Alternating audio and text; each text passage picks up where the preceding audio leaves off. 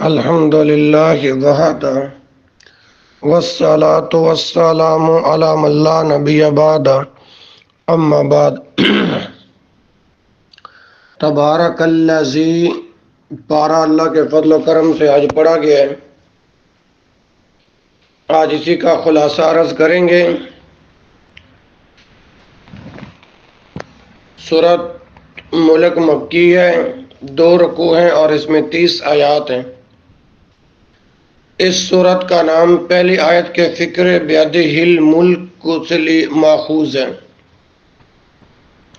سیدنا ابو ہریرہ رضی اللہ عنہ سے روایت ہے کہ نبی کریم صلی اللہ علیہ وسلم نے فرمایا، قرآن میں 30 آیتوں کی ایک سورت ہے جو اپنے پڑھنے والوں کی سفارش کرنے والی ہے۔ یہاں تک کہ اسے بخش دیا جائے گا۔ وہ سورت تبارک الذی بیدہ الملک ہے۔ سنن ابی داؤد میں حدیث موجود ہے، 1400 نمبر ہے۔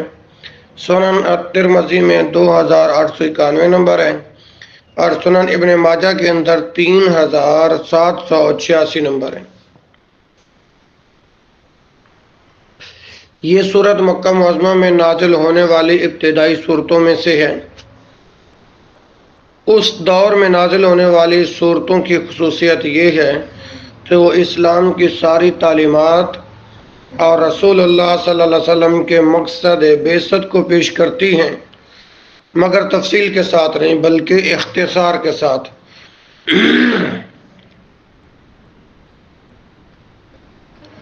اللہ اکبر۔ تاکہ وہ بتدریج لوگوں کے ذہن نشین ہوتی چلی جائیں۔ ان میں زیادہ تر زور اس بات پر صرف کیا جاتا ہے کہ لوگوں کی غفلت دور کی جائے، ان کو سوچنے پر مجبور کیا جائے اور ان کے سوئے ہوئے ضمیر کو بیدار کیا جائے۔ اس صورت میں ایک طرف مختصر طریقے سے اسلام کی تعلیمات کا تعارف کرایا گیا ہے، اور دوسری طرف بڑے مؤثر انداز میں ان لوگوں کو چونکایا گیا ہے جو غفلت میں پڑے ہوئے ہیں۔ اس لحاظ سے اس صورت میں انذار کو بنیادی مضمون کی حیثیت حاصل ہے، اور اس انذار میں دونوں ہی عذاب شامل ہیں۔ وہ عذاب جس سے رسولوں کے مکذبین کو اس دنیا میں سابقہ پیش آیا تھا، وہ عذاب بھی جس سے آخرت میں انہیں دوچار ہونا پڑے گا۔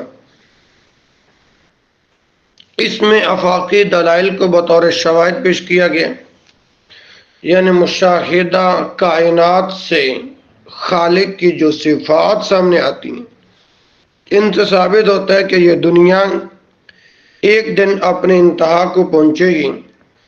جو لوگ اندھے بہرے بن کر رہیں گے، ان کا ٹھکانہ جہنم ہوگا، اور جو اپنی عقل و فہم سے کام لے کر بن دیکھے اللہ سے ڈرتے رہے، وہ اجر عظیم کے مستحق ہوں گے۔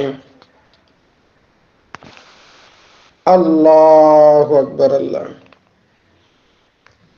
نبی کریم صلی اللہ علیہ وسلم کا معمول مبارک تھا کہ آپ رات کو سونے سے قبل سورۃ الف لام میم سجدہ اور سورۃ ملک پڑھا کرتے تھے۔ سنن الترمذی میں حدیث موجود ہے، 2892 نمبر ہے، اور مسند احمد کے اندر 14659 نمبر ہے۔ اللہ اکبر۔ کائنات اور اس کے خالق سے متعلق صحیح تصور، یعنی یہ کسی کھلنڈرے کا کھیل نہیں ہے، نہ انسان بیکار پیدا کیا گیا اور نہ بے مہار چھوڑ دیا جائے گا۔ جہنم کے جوش غضب کی تصویر کہ منکرین کو دیکھ کر بھوکے شیر کی طرح دھاڑے گی۔ جہنمی اعتراف کریں گے کہ انہوں نے عقل و ایمان سے محروم رہ کر بڑی غلطی کی۔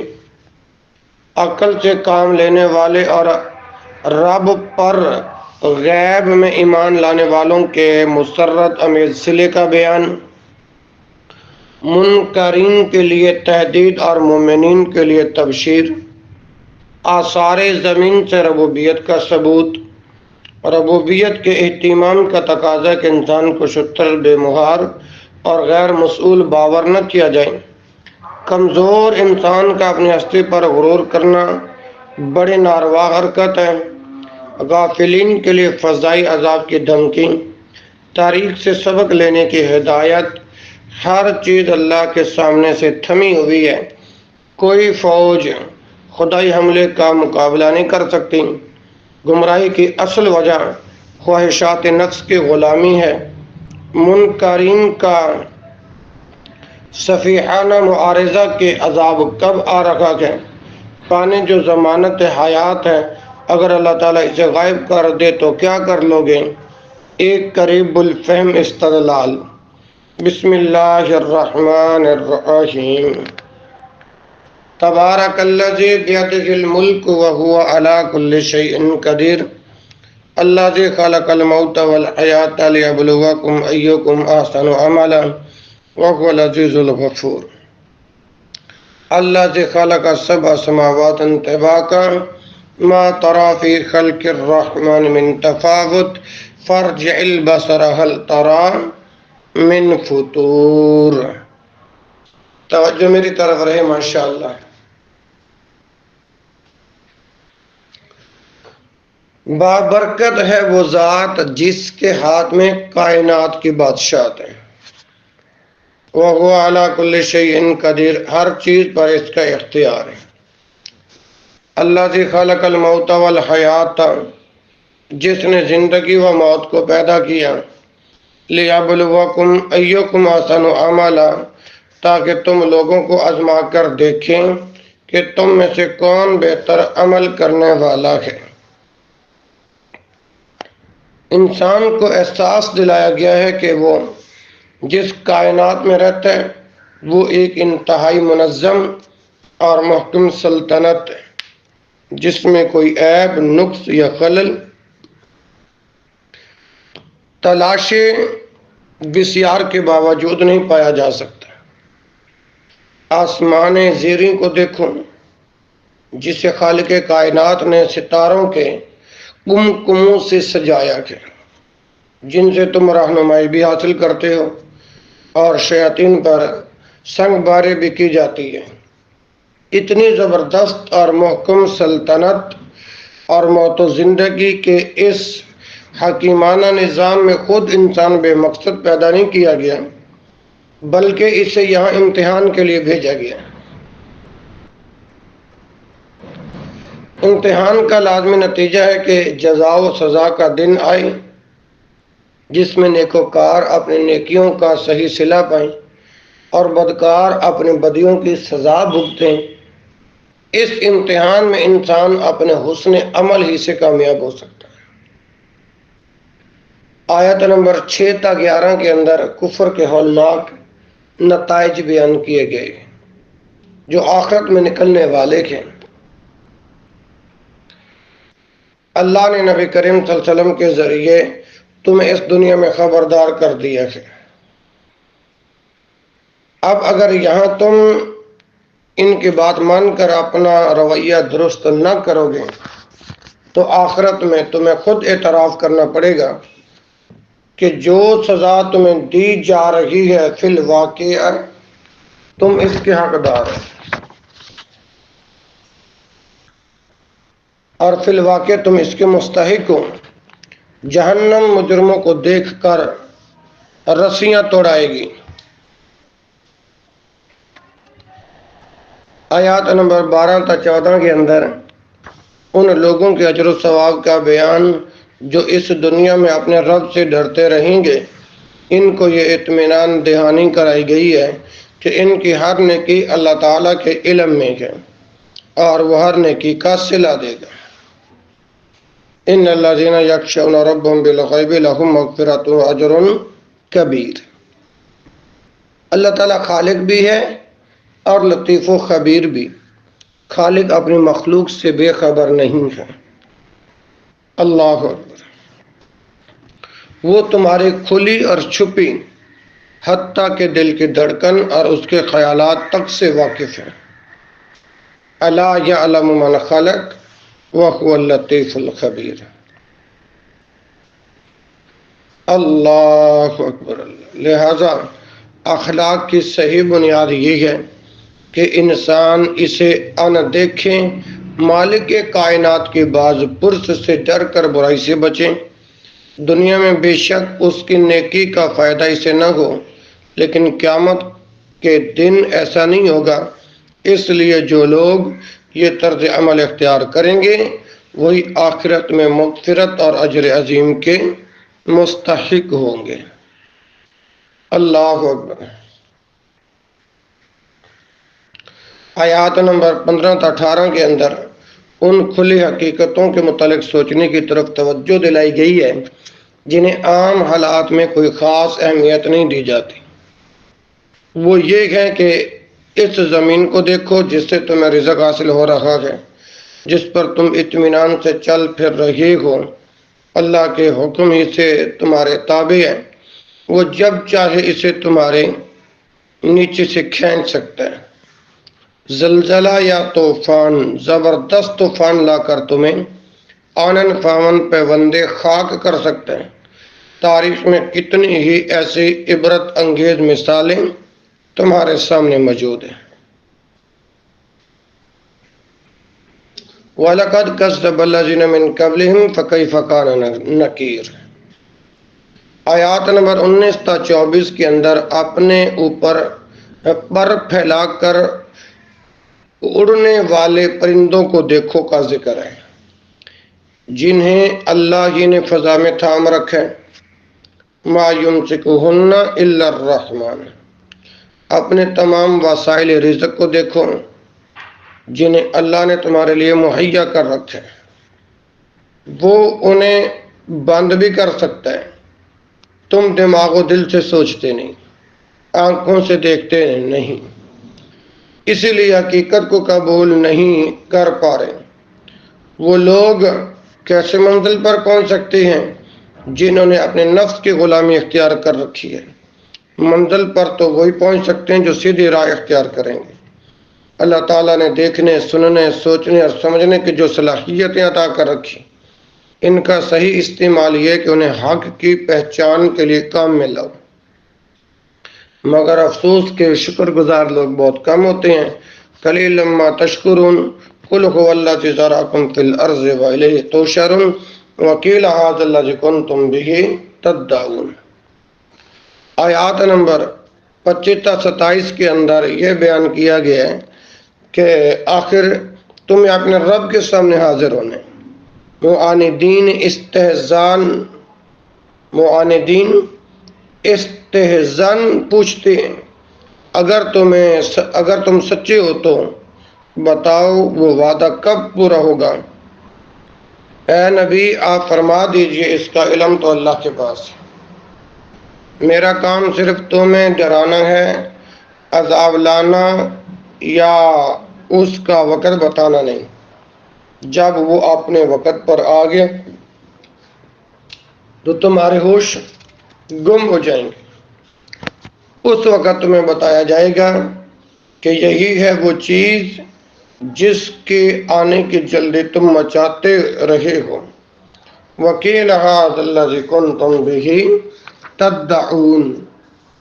آیات نمبر 28 تا 30 کے اندر فرمایا کہ مکہ میں جب حق کی دعوت پھیلنے شروع ہوئی اور قریش کے مختلف خاندانوں سے تعلق رکھنے والے نوجوانوں نے اسلام قبول کرنا شروع کر دیا تو گھر گھر نبی کریم صلی اللہ علیہ وسلم اور آپ کے ساتھیوں کو بد دعائیں دی جانے لگیں، جادو ٹونے کیے جانے لگے تاکہ اب ہلاک ہو جائیں۔ اس پر فرمایا گیا کہ ان سے کہیے خواہ ہم ہلاک ہوں یا اللہ کے فضل سے زندہ رہیں، اس سے تمہاری قسمت کیسے بدل جائے گی؟ تمہیں تو اللہ کے عذاب سے خود ڈرنا چاہیے۔ وہ اگر تم پر آ جائے تو تمہیں بچانے والا کون ہوگا؟ ہم تو اللہ رحمان پر ایمان لانے والے ہیں اور اسی پر توکل کرتے ہیں، جبکہ تمہارا معاملہ اس کے برعکس ہے، اس لیے اللہ کے رحمت کے مستحق ہم ہیں نہ کہ تم الٹا ہدایت یافتہ لوگوں کو گمراہ سمجھ رہے ہو۔ ان قریب اس کا بھی فیصلہ ہو جائے گا۔ فَسَتَعْلَمُونَ مَنْ هُوَ فِي ضَلَالٍ مُبِينٍ۔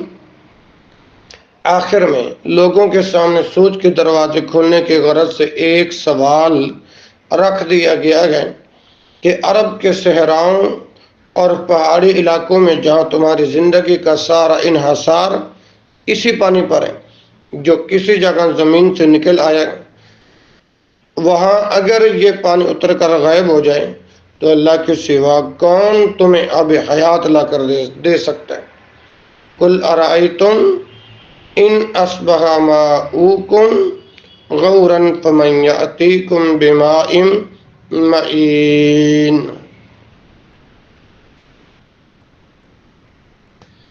آگے میرے بھائیو سورۃ القلم شروع ہو رہی ہے۔ سورۃ القلم مکی ہے، اس میں 2 رکوع ہیں اور 52 آیات ہیں، 52۔ اس کا نام نون بھی ہے اور قلم بھی، دونوں ہی شروع سورت سے لیے گئے۔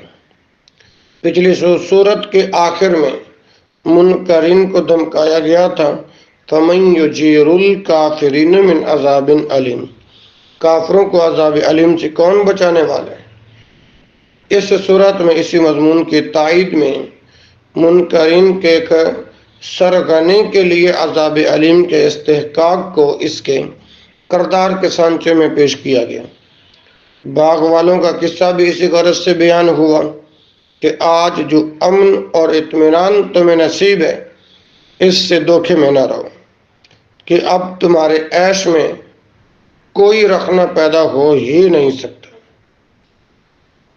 جس مالک نے تمہیں یہ سب کچھ عطا کیا وہ جب چاہے اس کو چھین بھی سکتا ہے، اس لیے یہ حقیقت کبھی نہ بولو کہ جب اللہ کا عذاب آتا ہے تو اس سے بچانے والا کوئی نہیں ہوتا۔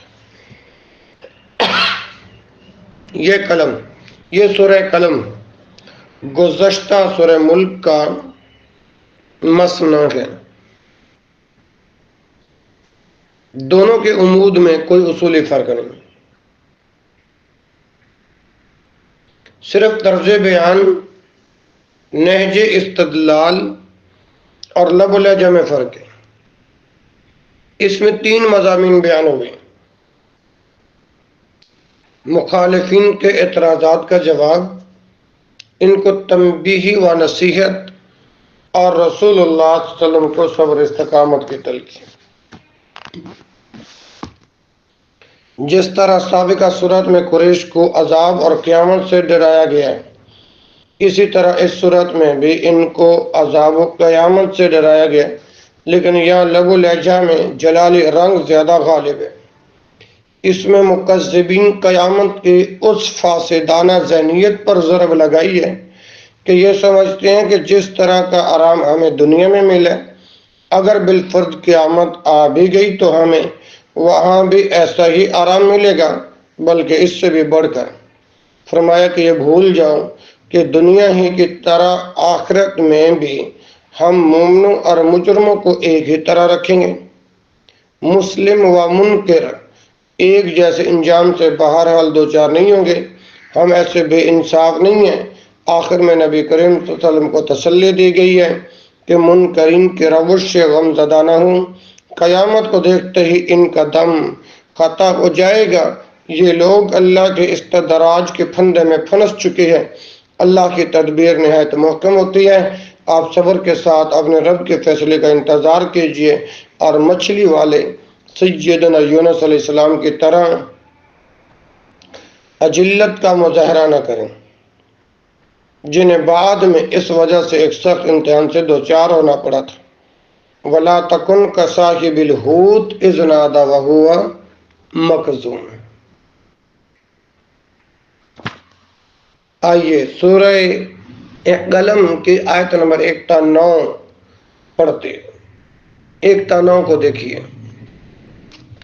بسم اللہ الرحمن الرحیم، نون والقلم وما یسطرون، ما انت بنعمت ربک بمجنون وان لک لاجرا غیر ممنون وانک لعلی خلق عظیم فستبصر ویبصرون بایکم المفتون۔ آغاز میں نبی کریم صلی اللہ علیہ وسلم سے فرمایا کہ یہ کفار آپ کو دیوانہ کہتے ہیں، حالانکہ اللہ کے فضل سے اخلاق کے جس بلند مرتبے پر آپ فائز ہیں وہ خود ان کے جھوٹ کی تردید کے لیے کافی ہے۔ ان قریب وہ وقت آنے والا ہے جب سب کو پتہ چل جائے گا کہ دیوانہ کون تھا اور فرزانہ کون۔ فَسَتُبْصِرُ وَيُبْصِرُونَ بِأَيِّكُمُ الْمَفْتُونُ۔ اس طرح کی باتیں صرف اس لیے کی جاتی ہیں کہ آپ کسی نہ کسی طرح مداحنت سے کام لے کر ان سے مصالحت کر لیں، مگر ان کی مخالفت کے طوفان سے گھبرا کر ان کے دباؤ کو قبول نہ کر لیں۔ آیات نمبر 10 تا 16 کے اندر فرمایا گیا کہ نبی کریم صلی اللہ علیہ وسلم کے اخلاق و کردار کو پیش کرنے کے بعد آپ کے مخالفین میں سے ایک نمایاں اور مشہور و معروف شخص کا کردار اور اس کا انجام پیش کیا گیا، جس کا کردار سب کے سامنے تھا اور ہر دیکھنے والا دیکھ اور سمجھ سکتا تھا کہ نبی کریم صلی اللہ علیہ وسلم کی مخالفت کس کردار کے حامل لوگ کر رکھے گی۔ فرمایا کہ یہ جھوٹی قسمیں کھانے والا، ذلیل، اشارہ باز، خیر سے روکنے والا، حد سے بڑھنے والا سنگ دل، اور اس پر مستزاد یہ بے نسب بھی ہے۔ اس کا یہ کردار اس وجہ سے ہوا کہ وہ مال و اولاد والا ہے۔ جب اسے ہماری آیات سنائی جاتی ہیں تو کہتا ہے یہ تو گزرے لوگوں کے افسانے ہیں، ہم عنقریب اس کی سوند کو داغیں گے۔ اذا تتلی علیہ آیاتنا قال اساطیر الاولین سنسمہ علی الخرطوم۔ سوند کو داغنے کا عذاب اس لیے کہ وہ اپنے آپ کو اونچی ناک والا سمجھتے ہیں، اس لیے اس کی ناک کو سوند کہا گیا۔ ناک پر داغ لگانے سے مراد تذلیل ہے۔ کیا ہے بھائی؟ تذلیل ہے، جو دنیا اور آخرت میں اس کا مقدر ہے۔ آیات نمبر 17 تا 33 کے اندر ایک باغ والوں کی مثال پیش کی گئی ہے، جنہوں نے اللہ سے نعمت پا کر ناشکر گزاری کی، اور ان کے اندر جو شخص سب سے بہتر تھا اس کی نصیحت بر وقت نہ مانی، آخر کار وہ اس نعمت سے محروم ہو گئے۔ ان کی آنکھیں اس وقت کھلیں جب سب کچھ برباد ہو چکا تھا۔ یہ مثال دے کر اہل مکہ کو سمجھایا گیا کہ رسول اللہ صلی اللہ علیہ وسلم کی بعثت سے تم بھی آزمائش میں پڑ گئے ہو جس میں وہ باغ والے پڑ گئے تھے۔ اگر ان کے بات نہ مانو گے تو دنیا میں بھی عذاب بھگتو گے، اور آخرت کا عذاب تو اس سے بھی بڑا ہے۔ وَالْعَذَابُ الْآخِرَةِ أَكْبَرُ لَوْ كَانُوا يَعْلَمُونَ۔ نیز یہ کہ آج جو امن و اطمینان تمہیں حاصل ہے، اس دھوکے میں نہ رہو کہ اب تمہارے عیش میں کوئی رخنہ پیدا ہو ہی نہیں سکتا۔ یہ سب کچھ ہو سکتا اور ایک لمحے کے اندر اندر ہو سکتے، جس طرح باغ والوں کے ساتھ ہوئے۔ آیات نمبر 34 تا 41 کے اندر مسلمین کے ساتھ مجرموں جیسا سلوک نہیں کیا جائے گا کے بارے میں اللہ نے بات کی ہے۔ مکے کے بڑے بڑے سردار مسلمانوں سے کہتے تھے کہ ہمیں یہ جو نعمت دنیا میں مل رہی ہے یہ عند اللہ ہمارے مقبول ہونے کی علامت ہے، اور تم جس بدحالی میں مبتلا ہو یہ اس بات کی دلیل ہے کہ تم اللہ کے مغضوب ہو۔ اول تو آخرت، قیامت اور بعث بعد الموت سب افسانوی باتیں، لیکن اگر کوئی آخرت ہوئی بھی تو ہم وہاں بھی مزے کریں گے اور عذاب تم پر ہوگا نہ کہ ہم پر۔ اس پر فرمایا ان للمتقین عند ربہم جنات النعیم افنجعل المسلمین کالمجرمین ما لکم کیف تحکمون۔ کہ آخرت کی بھلائی ان لوگوں کے لیے ہے جنہوں نے دنیا میں خدا ترسی کے ساتھ زندگی بسر کی ہے۔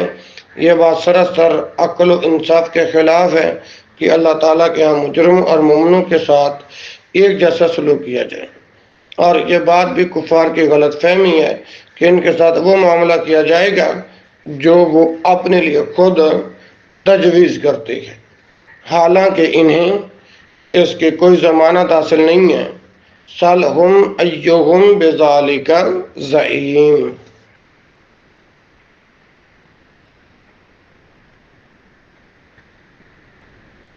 آیات نمبر 42 تا 74 کے اندر فرمایا کہ جو لوگ دنیا میں سجدہ نہیں کرتے آخرت میں وہ سجدہ کرنا چاہیں گے مگر نہیں کر سکیں گے، اور ذلت کا انجام انہیں دیکھنا پڑے گا۔ قرآن اور صاحب قرآن کو جھٹلا کر وہ اللہ کے عذاب سے بچ نہیں سکتے، انہیں جو ڈھیل دی جا رہی ہے اس سے وہ دھوکے میں پڑ گئے کہ اس تکذیب کے باوجود جب ان پر عذاب نہیں آ رہا تو وہ صحیح راستے پر ہیں، حالانکہ وہ بے خبری میں ہلاکت کے راہ پر چل رہے ہیں۔ اللہ اکبر۔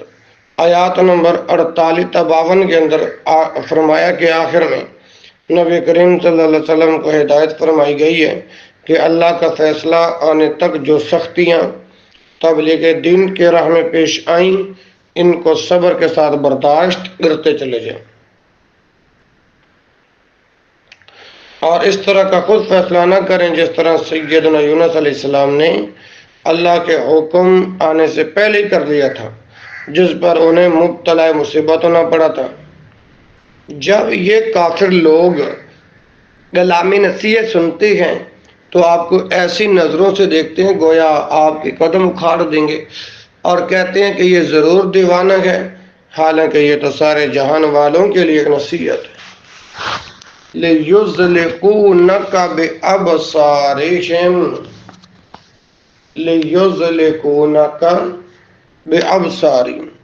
ذل کا بالابصار محاورہ عرب میں شدت عداوت سے کنایا، جیسے اردو میں کہا جاتا ہے کہ تم تو مجھے ایسی کھا جانے والی نظروں سے دیکھتے ہو۔ بحیث یقعدون یزلون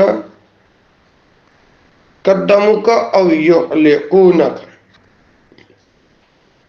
انوار التنزیل و اسرار التعویل المعروف تفسیر بیضاوی جلد نمبر 5 صفحہ 238 دیکھیں۔ آگے میرے بھائیوں سورہ حاقہ شروع ہو رہی ہے۔ سورہ حاقہ میں 2 رکوع ہیں اور اس میں 52 آیات ہیں۔ پہلی ہی آیت الحاقہ سے اس سورت کا نام قرار دیا گیا۔ سابقہ سورت میں قیامت کے دن مجرمین کی بے بسی کی تصویر اور قرآن و صاحب قرآن کی صداقت بیان کی گئی ہے اور اس کی تکذیب کے نتائج سے ڈرایا گیا ہے۔ اس صورت میں بھی انہی موضوعات پر بحث کی گئی ہے۔ فرق یہ ہے کہ سابقہ صورت میں یہ مضمون توحید کی حیثیت سے ہے اور اس صورت میں خاتمہ کے طور پر ہے۔ تذکیر و تعلیم کے پہلو سے ان دونوں اسلوبوں کی اہمیت الگ الگ ہے۔ دونوں صورتوں میں قیامت کا اثبات اور اس کے حول کی تصویر ہے۔ دونوں میں اصحاب الیمین اور اصحاب الشمال کے انجام کی تفصیل ہے۔ دونوں میں قرآن مجید کی صداقت و حقانیت پر قسم کھائی گئی ہے۔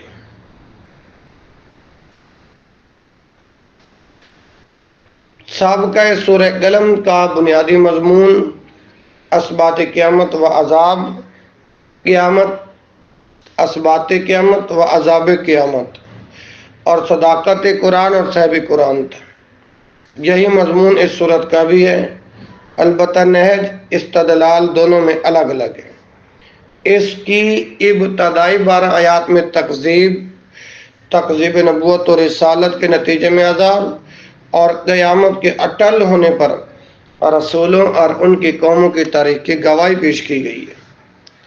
آیات نمبر 13 تا 18 کے اندر آیات میں قیامت کی ہولناکیوں کی تصویر بیان کی گئی ہے اور 19 سے 37 تک اصحاب الیمین اور اصحاب الشمال کے انجام کی تفصیل ذکر کی گئی ہے، اور 38 تا 52 آیات میں قرآن کی عظمت و صداقت کا بیان کہ یہ کسی شاعر یا کاہن کا کلام نہیں بلکہ ایک باعزت رسول کا لایا ہوا کلام ہے۔ جو لوگ اس کی تکذیب کر رہے ہیں وہ اس کا انجام دور تک سوچ لیں۔ خاتمہ میں اسی اسلوب میں بات دہرائی گئی ہے جو آغاز میں بیان ہوئی ہے۔ بسم اللہ الرحمن الرحیم۔ الحاقۃ ما الحاقۃ وما ادراک ما الحاقۃ کذب ثمود وعاد بالقاریہ فاما ثمود فاہلکوا بالطاغیہ وَأَمَّا عَادٌ فَأُهْلِكُوا بِرِيحٍ صَرْصَرٍ عَاتِيَةٍ سَخَّرَهَا عَلَيْهِمْ سَبْعَ لَيَالٍ وَثَمَانِيَّةَ أَيَّامٍ حُسُومًا فَتَرَى الْقَوْمَ فِيهَا صَرْعَىٰ كَأَنَّهُمْ أَعْجَازُ نَخْلٍ خَاوِيَةٍ فَهَلْ تَرَىٰ لَهُم مِّن بَاقِیَةٍ۔ سورت کا آغاز اس بات سے ہوا ہے کہ قیامت کا آنا نہ قابل تردید حقیقت ہے جو ضرور واقع ہو کر آ کر رہے گی۔ تکذیب رسل کی وجہ سے پہلے جن قوموں نے بھی آخرت کا انکار کیا وہ آخر کار عذاب کے مستحق ہو کر رہی۔ اس زمن میں عاد و سمود کا ذکر کیا گیا کہ وہ باوجود کے بڑے طاقتور تھے لیکن ہمارے عذاب کا نشانہ بننے کے بعد ایسے پڑے ہوئے تھے جیسے کٹے ہوئے کھجور کے تنے، اور آج ان میں سے کوئی ایک بھی باقی بچا ہوا نظر نہیں آتا۔ فرعون نے، اس سے پہلے والوں نے اور الٹی ہوئی بستیوں والوں یعنی قوم لوط نے بھی رسولوں کی تکذیب کا جرم کیا تھا۔ ان میں سے بعض کو ہم نے پانی میں ڈبو کر وجود عبرت بنا دیا جیسے قوم نوح اور فرعون، اور ماننے والوں کو ہم نے کشتی میں سوار کر کے گرا کے بچا لیا جن کی نسل سے آج تم موجود ہو، یعنی تمہارا وجود دعائے نوح گا، تمہارا وجود دعائے نوح گارہین منت ہے۔ آیات نمبر 13-18 کے اندر قیامت کے ہولناکی کا نقشہ کھینچا گیا ہے کہ وہ کس طرح برپا ہوگی۔ جس طرح ہم نے نافرمان قوموں کو اچانک دبوچ لیا اور ہمیں کوئی خاص اہتمام نہیں کرنا پڑا، اسی طرح قیامت لانے میں بھی ہمیں کوئی تیاری نہیں کرنا پڑے گی بلکہ ایک پھونک ماری جائے گی جس سے قیامت کی ہلچل پیدا ہو جائے گی۔ اسی طرح پہاڑ اور جمادات بھی زمین کے ساتھ ٹکرا دیے جائیں گے، آسمان پھٹ جائیں گے، فرشتے خوف کے مارے آسمان کنارے دہشت سے بیٹھے ہوں گے۔ والملک علی ارجائها ويحمل عرش ربک فوقهم یومئذ ثمانیہ۔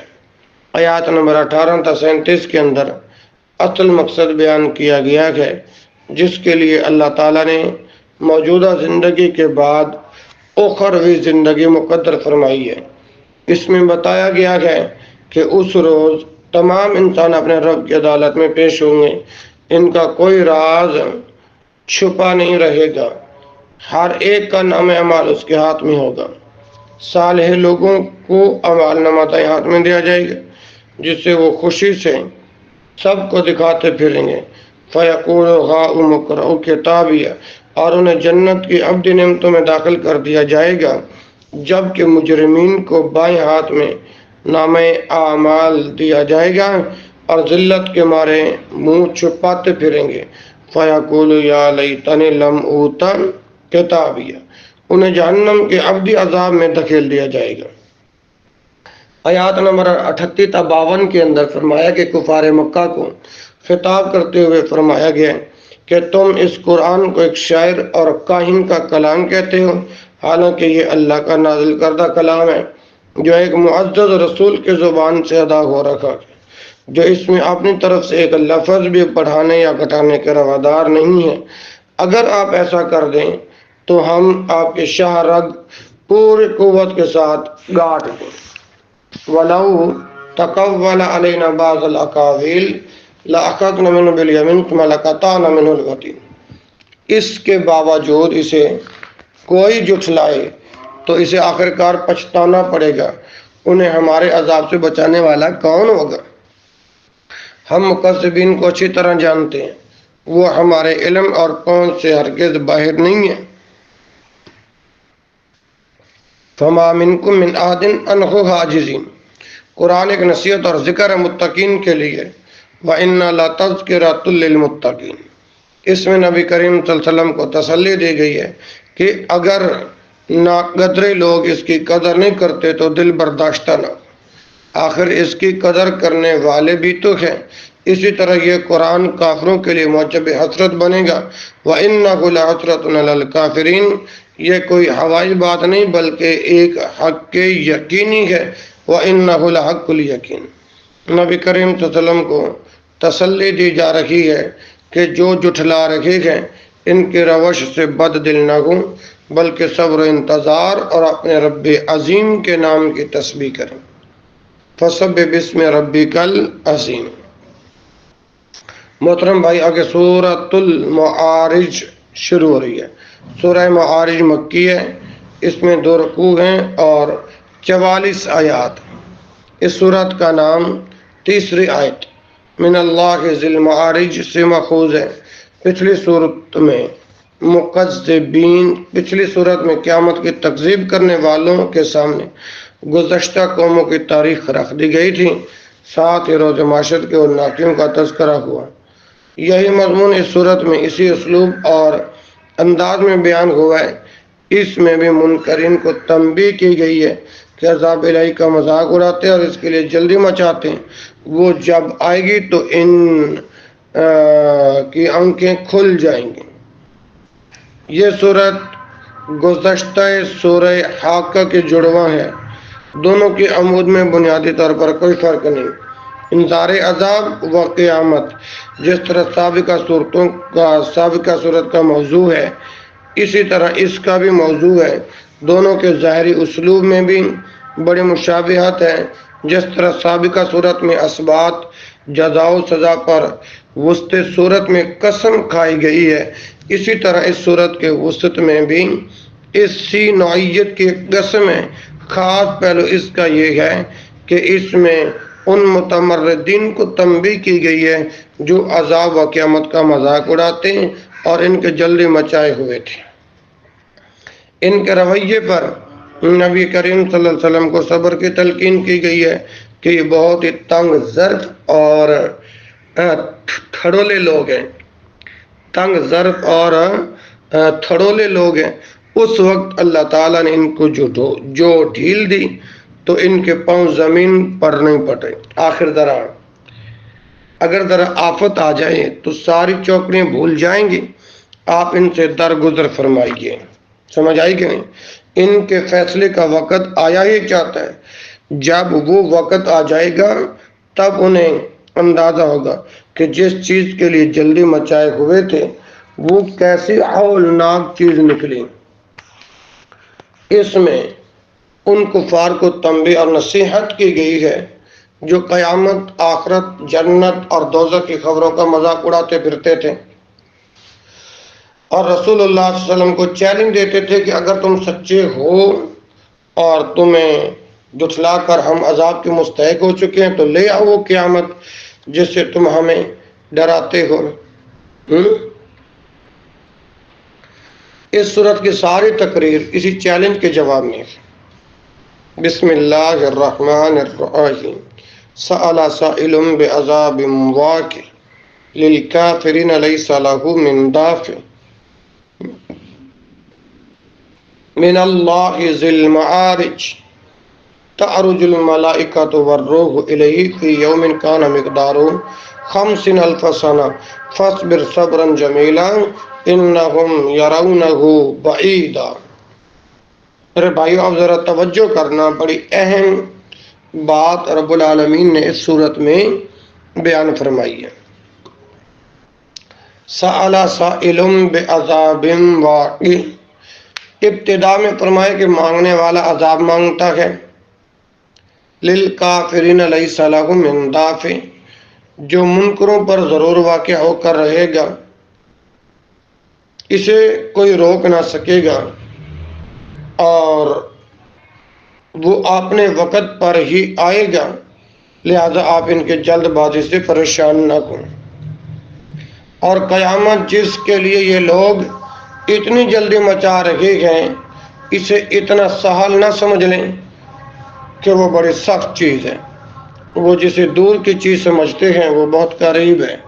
انہم یرونہ بعیدا ونراہ قریبا، اس کے دنوں کو لوگ اپنے پیمانے سے نہ ناپیں، اس کی بارگاہ بہت بلند ہے، فرشتے اور جبریل اس کے حضور چڑھ کر جاتے ہیں ایک ایسے دن میں جس کی مقدار 50,000 سال ہے۔ فرشتوں کا چڑھنا اور 50,000 سال کے دن کی کیفیت کیسی ہوگی، یہ سارا مضمون متشابہات میں سے ہے جس کے معنی متعین نہیں کیے جا سکتے۔ ہم فرشتوں کے چڑھنے کی کیفیت کو نہیں سمجھ سکتے اور نہ یہ بات ہماری سمجھ میں آ سکتی ہے کہ وہ زینے کیسے ہیں جن پر فرشتے چڑھتے ہیں۔ 50,000 سال کے اس دن کی تعین میں بھی بہت اختلاف ہے۔ راجح قول یہ ہے کہ یہ قیامت کے دن کی مقدار ہے، یعنی کافروں پر یوم حساب 50,000 سال کی طرح بھاری ہوگا، لیکن مومن کے لیے دنیا میں ایک فرض نماز پڑھنے سے بھی مختصر ہوگا۔ مسند احمد جلد نمبر 3 صفحہ 75۔ امام ابن کثیر نے اسی قول کو ترجیح دی ہے، کیونکہ صحیح مسلم کی ایک حدیث سے بھی اس کی تائید ہوتی ہے۔ نبی کریم صلی اللہ علیہ وسلم نے فرمایا، حتی یحکم اللہ بین عبادہ فی یوم کان مقدار 50,000 سنۃ مما تعدون۔ صحیح مسلم میں 987 نمبر ہے۔ یہاں تک کہ اللہ اپنے بندوں کے درمیان فیصلہ فرمائے گا، حتی یحکم اللہ بین عبادہ فی یوم کان مقدار 50,000 سنۃ مما تعدون، یہاں تک کہ اللہ اپنے بندوں کے درمیان فیصلہ فرمائے گا ایسے دن میں جن کی مدت تمہاری گنتی کے مطابق 50,000 سال ہوگی۔ اور آیت نمبر 8 18 کے اندر یوم قیامت کی ایک جھلک بیان کی گئی ہے۔ اس روز آسمان تیل کی تل جھٹ کی طرح سرخ اور پہاڑ دھنکی ہوئی روئی کی طرح پراگندہ ہوں گے، اور ہر ایک کی قوت و جمعیت بالکل منتشر ہو کر رہ جائے گی، کوئی کسی کا پرسان حال نہیں رہے گا۔ وَلَا يَسْأَلُ حَمِيمٌ حَمِيمًا، جو لوگ آج اس کے لیے جلدی مچا رہے ہیں، جب وہ آئے گی تو یہی مجرم اپنے بال بچوں، اپنے قریبی ترین رشتہ داروں، بلکہ ساری دنیا کے انسانوں تک کو فدیہ میں دے ڈالنے کے لیے تیار ہو جائیں گے تاکہ کسی طرح عذاب سے بچ نکلیں، مگر وہ چمڑی ادھیڑ دینے والی آگ کے حوالے کر دیے جائیں گے اور بچ نہ سکیں گے۔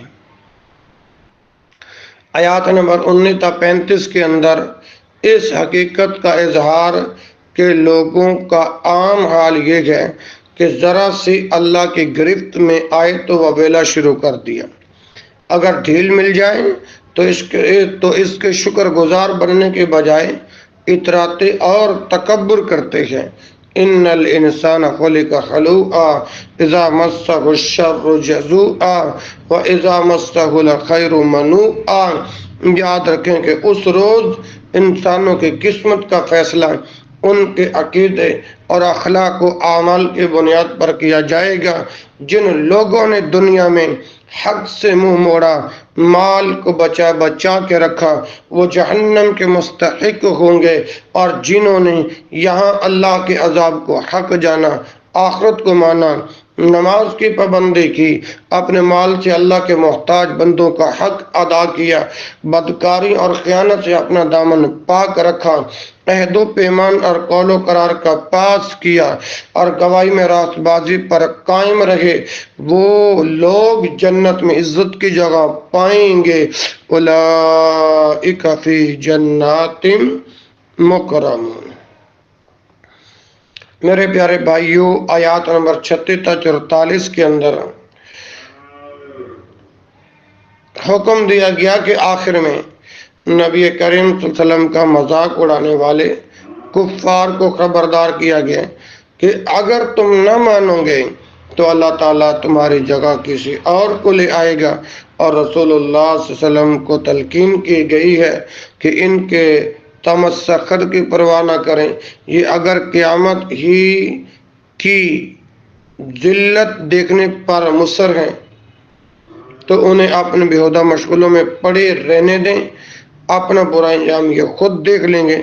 جب وہ قبروں سے نہایت تیزی کے ساتھ نکلیں گے، ان کی نگاہیں جھکی ہوئی ہوں گی اور ذلت ان پر مسلط ہوگی. خاشعتن ابصارہم ترہقہم ذلہ ذالک الیوم الذی کانوا یوعدون. اللہ اکبر اللہ. آگے میرے بھائیو سورہ نوح شروع ہو رہی ہے. سورہ نوح مکی ہے. اس میں 28 آیات اور 2 رکوع ہیں. اس سورت کا نام بھی نوح ہے اور اس کے مضمون کا عنوان بھی نوح ہے، کیونکہ اس میں شروع سے لے کر آخر تک سیدنا نوح علیہ السلام ہی کا قصہ بیان ہوا ہے. پچھلی صورت میں عذاب کے لیے جلدی مچانے والوں کے جواب میں کہا گیا تھا کہ قیامت یا عذاب کا وقوع ہماری پہنچ سے باہر نہیں ہے. یہاں قوم نوح کا واقعہ بیان کر کے بتایا جا رہا ہے کہ فی الواقع اس کا اظہار ماضی میں ہو چکا ہے. اگلا عذاب دیکھنے کے بجائے بہتر ہے کہ اسی کو دیکھ لو، کیونکہ آنے والے کو دیکھ کر کیا کرو گے؟ اس کے بعد مہلت تو ختم ہو چکی ہوگی، بلکہ تم خود دوسروں کے لیے نشان عبرت بن چکے ہوں گے. میرے بھائیو، اس میں سیدنا نوح علیہ السلام کا قصہ بیان کر کے کفار کو متنبہ کیا گیا ہے کہ تم محمد صلی اللہ علیہ وسلم کے ساتھ وہی رویہ اختیار کر رہے ہو جو سیدنا نوح علیہ السلام کے ساتھ ان کی قوم نے اختیار کیا تھا. اگر تم اس رویے سے بات نہ آئے تو تم بھی اس انجام سے دوچار کیے جاؤ گے جو ان لوگوں کا ہوا تھا.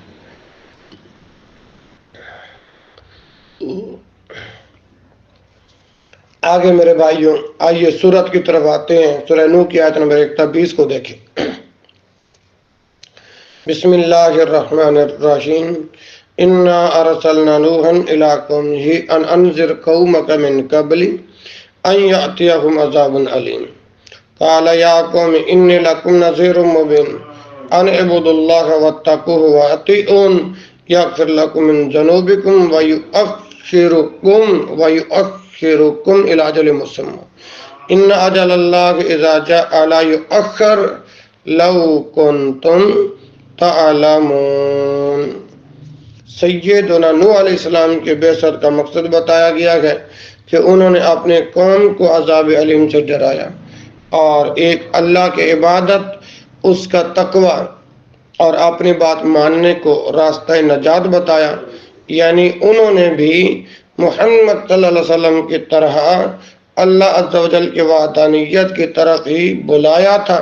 پھر مدت دراز تک دعوت و تبلیغ کی زحمتیں اٹھا کر اپنے رب کے سامنے ساری روایات بیان کی کہ کس طرح انہوں نے اپنی قوم کو راہ راست پر لانے کی کوشش کی اور قوم نے ان کا کس ہٹ درمی سے مقابلہ کیا.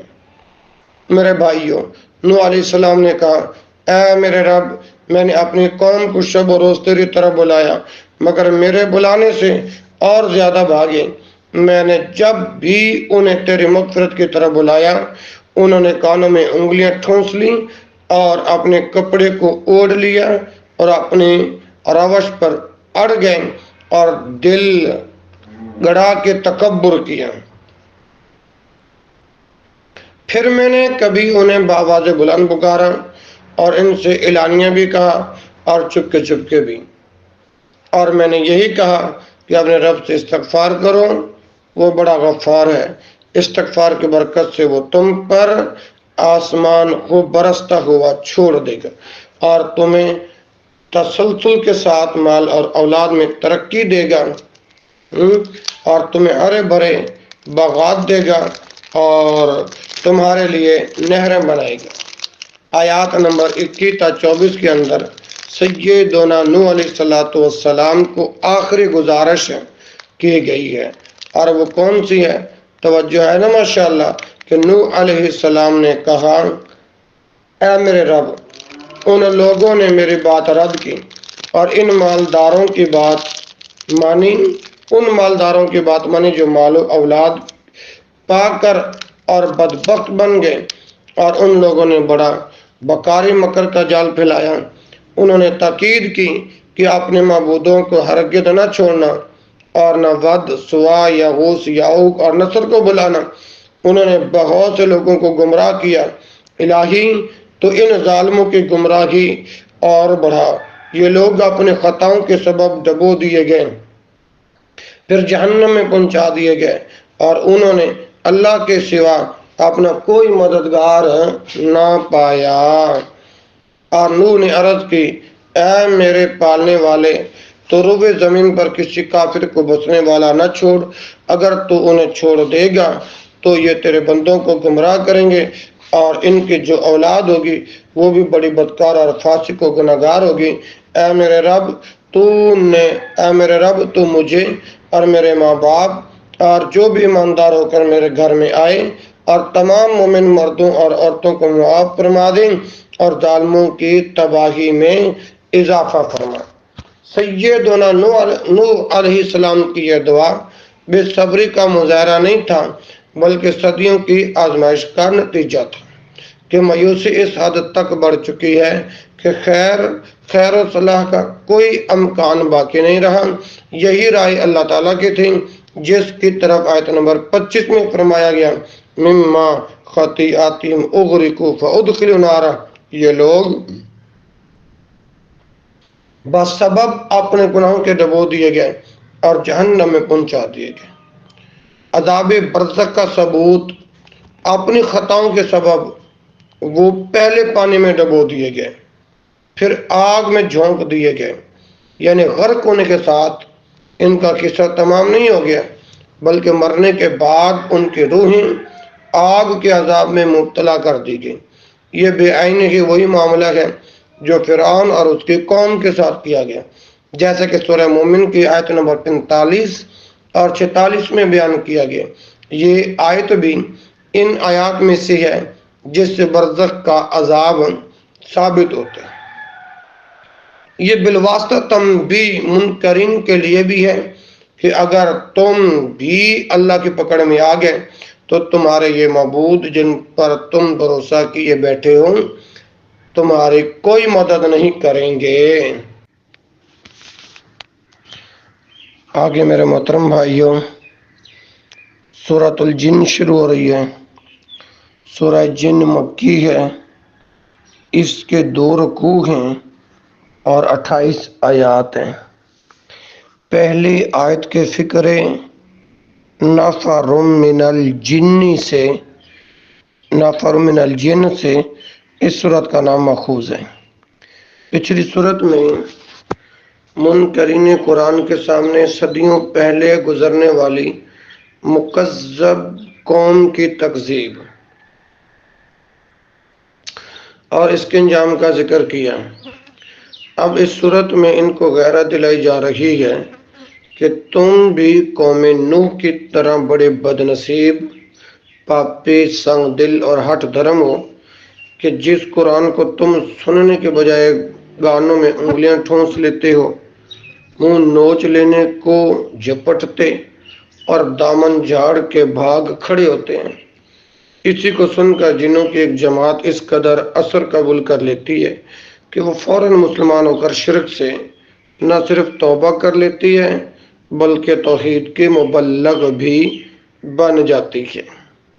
اللہ اکبر اللہ۔ اس میں نبی کریم صلی اللہ علیہ وسلم کے لیے بھی وجہ تسلی ہے کہ آپ ان ناقدروں کی وجہ سے پریشان نہ ہوں۔ اگر یہ نہیں سن رہے تو اللہ کی ایسی مخلوق بھی ہے جو آپ کی زبان سے قرآن سن کر ایمان بھی لاتی ہے اور اس کے دل و جان سے قدر بھی کرتی ہے، لہذا آپ قرآن سناتے جائیے۔ میں نے صحیح بخاری میں پڑھا ہے کہ سیدنا ابن عباس رضی اللہ عنہما کی روایت ہے کہ رسول اللہ صلی اللہ علیہ وسلم اپنے چند اصحاب کے ساتھ بازار جو ہے نا اوقاز تشریف لائی، بلکہ لے کر جا رہے تھے۔ بازار کا نام کیا ہے؟ اوقاز بازار میں تشریف لے جا رہے تھے۔ راستے میں نخلہ کے مقام پر آپ نے صبح کی نماز پڑھائی۔ اس وقت جنوں کا ایک گروہ ادھر سے گزر رہا تھا۔ تلاوت کی آواز سن کر وہ ٹھہر گیا اور غور سے قرآن سنتا رہا۔ اسی واقعے کا ذکر صورت میں کیا گیا ہے۔ صحیح البخاری میں حدیث موجود ہے 4921 اور صحیح مسلم میں 449 نمبر ہے۔ اللہ اکبر اللہ۔ بعض لوگوں نے اس سے نبی کریم صلی اللہ علیہ وسلم کے سفر طائف کا واقعہ مراد لیا ہے، لیکن یہ صحیح نہیں ہے، کیونکہ سفر طائف میں جنوں کے قرآن سننے کا واقعہ سورۃ احقاف میں ذکر ہوا ہے۔ اس میں جنوں نے قرآن سنا تھا وہ پہلے سے سیدنا موسیٰ علیہ السلام کی نبوت پر ایمان رکھتے تھے، لیکن اس صورت میں جنوں کا ذکر ہے وہ مشرک جن تھے۔ سفر طائف 10 نبوی میں وقوع پذیر ہوا اور سورہ جن مکہ کے بالکل ابتدائی دور میں نازل ہوئی۔ گویا جنوں کا استماع قرآن 2 دفعہ واقعہ ہوا۔ استمتاع، ٹھیک ہے جی، استمتاع قرآن 2 دفعہ واقعہ ہوا، ایک کا ذکر سورۃ احقاف میں ہے اور دوسرے کا سورہ جن میں۔ اچھا میرے بھائیوں، جنوں کی تلاش حق کا پس منظر کیا تھا کہ رسول اللہ صلی اللہ علیہ وسلم کے بعثت سے پہلے جن عالم بالا کی خبریں معلوم کرنے کے لیے آسمان میں سن گن لینے کا کوئی نہ کوئی موقع پا لیتے تھے، مگر اس کے بعد یکایک انہوں نے دیکھا کہ ہر طرف فرشتوں کے سخت پہرے لگ گئے ہیں اور شہابوں کی بارشیں ہو رہی ہیں، جس کی وجہ سے کہیں ان کو ایسی جگہ نہیں ملتی جہاں ٹھہر کر وہ کوئی بنک پا سکیں۔ اس سے ان کو یہ معلوم کرنے کی فکر ہوئی کہ زمین میں ایسا کیا واقعہ پیش آ گیا ہے یا آنے والا ہے جس کے لیے یہ سخت انتظامات کیے گئے ہیں۔ غالباً اسی وقت سے جنوں کے بہت سے گروہ اس تلاش میں پھرتے رہے ہوں گے، اور ان میں سے ایک گروہ نے رسول اللہ صلی اللہ علیہ وسلم کی زبان مبارک سے قرآن سن کر یہ رائے قائم کی کہ یہی وہ چیز ہے جن کی خاطر جنوں پر عالم بالا کے تمام دروازے بند کر دیے گئے ہیں۔ اللہ اکبر۔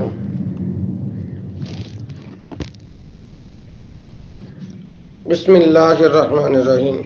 قل اوحی الی ان استمع نفر من الجن فقالوا انا سمعنا قرآنا عجبا یہدی الی الرشد فآمنا به ولن نشرک بربنا احدا وانہ تعالی جد ربنا ما اتخذ صاحبۃ ولا ولدا وانہ کان یقول سفیہنا علی اللہ شططا وَأَنَّا ظَنَنَّا أَن لَّن تَقُولَ الْإِنسُ وَالْجِنُّ عَلَى اللَّهِ كَذِبًا وَأَنَّهُ كَانَ رِجَالٌ مِّنَ الْإِنسِ يَعُوذُونَ بِرِجَالٍ مِّنَ الْجِنِّ فَزَادُوهُمْ رَهَقًا۔ نبی کریم صلی اللہ علیہ وسلم کو خبر دی جا رہی ہے کہ جنوں کی ایک جماعت نے قرآن مجید سن کر ایمان قبول کیا اور وہ واپس جا کر اپنی قوم کے دوسرے جنوں کو کہا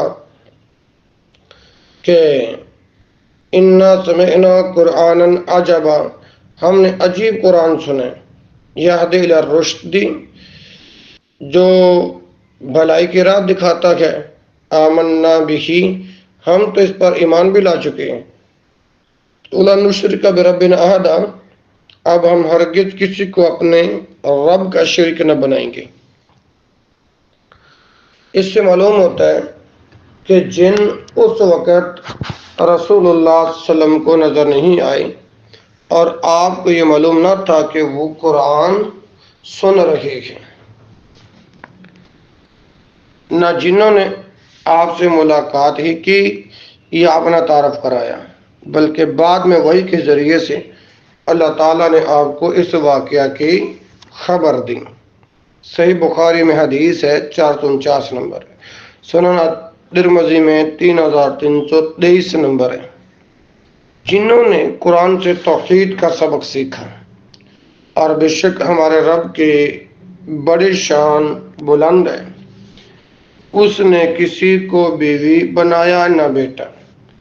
اور یہ کہ ہمارے بیوقوف لوگ اللہ کے بارے میں غلط باتیں کہتے ہیں، اور یہ ہمارا خیال تھا کہ کوئی انسان یا جنات اللہ پر جھوٹ نہ باندھ سکے گا۔ چند انسان بعض جنات سے پناہ طلب کیا کرتے تھے، اس طرح انہوں نے جنات کا غرور اور بڑھا دیا، اور انسانوں نے بھی تم جنوں کی طرح گمان کر لیا تھا کہ اللہ ہرگز کسی کو رسول بنا کر نہ بھیجے گا۔ ہم نے سمجھ لیا کہ ہم اللہ کو زمین میں ہرگز عاجز نہیں کر سکتے اور نہ ہم بھاگ کر اسے ہرا سکتے۔ ہم تو ہدایت کی بات سنتے ہی اس پر ایمان لا چکے، اور جو بھی اپنے رب پر ایمان لائے گا اسے کسی نقصان کا اندیشہ ہے نہ زیادتی کا۔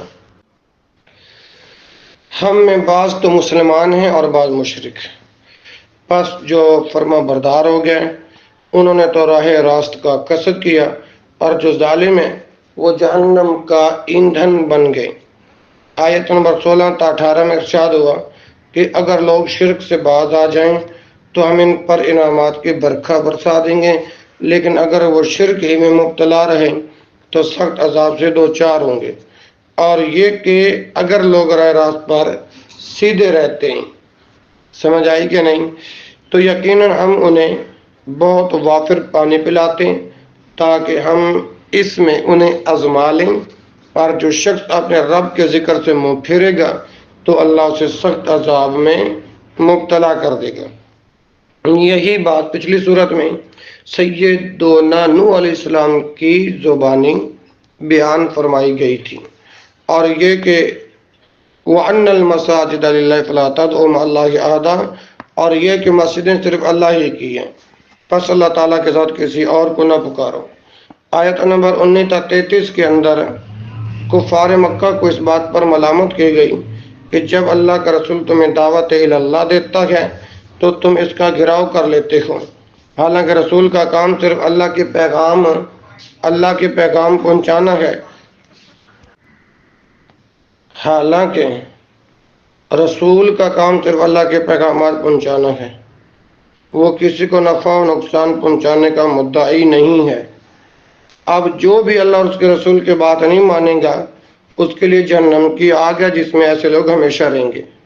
آیات نمبر 24 تا 28 کے اندر کفار کو متنبہ کیا گیا ہے کہ آج وہ رسول کو بھی یار و مددگار سمجھ کر دبا لینے کی کوشش کر رہے ہیں۔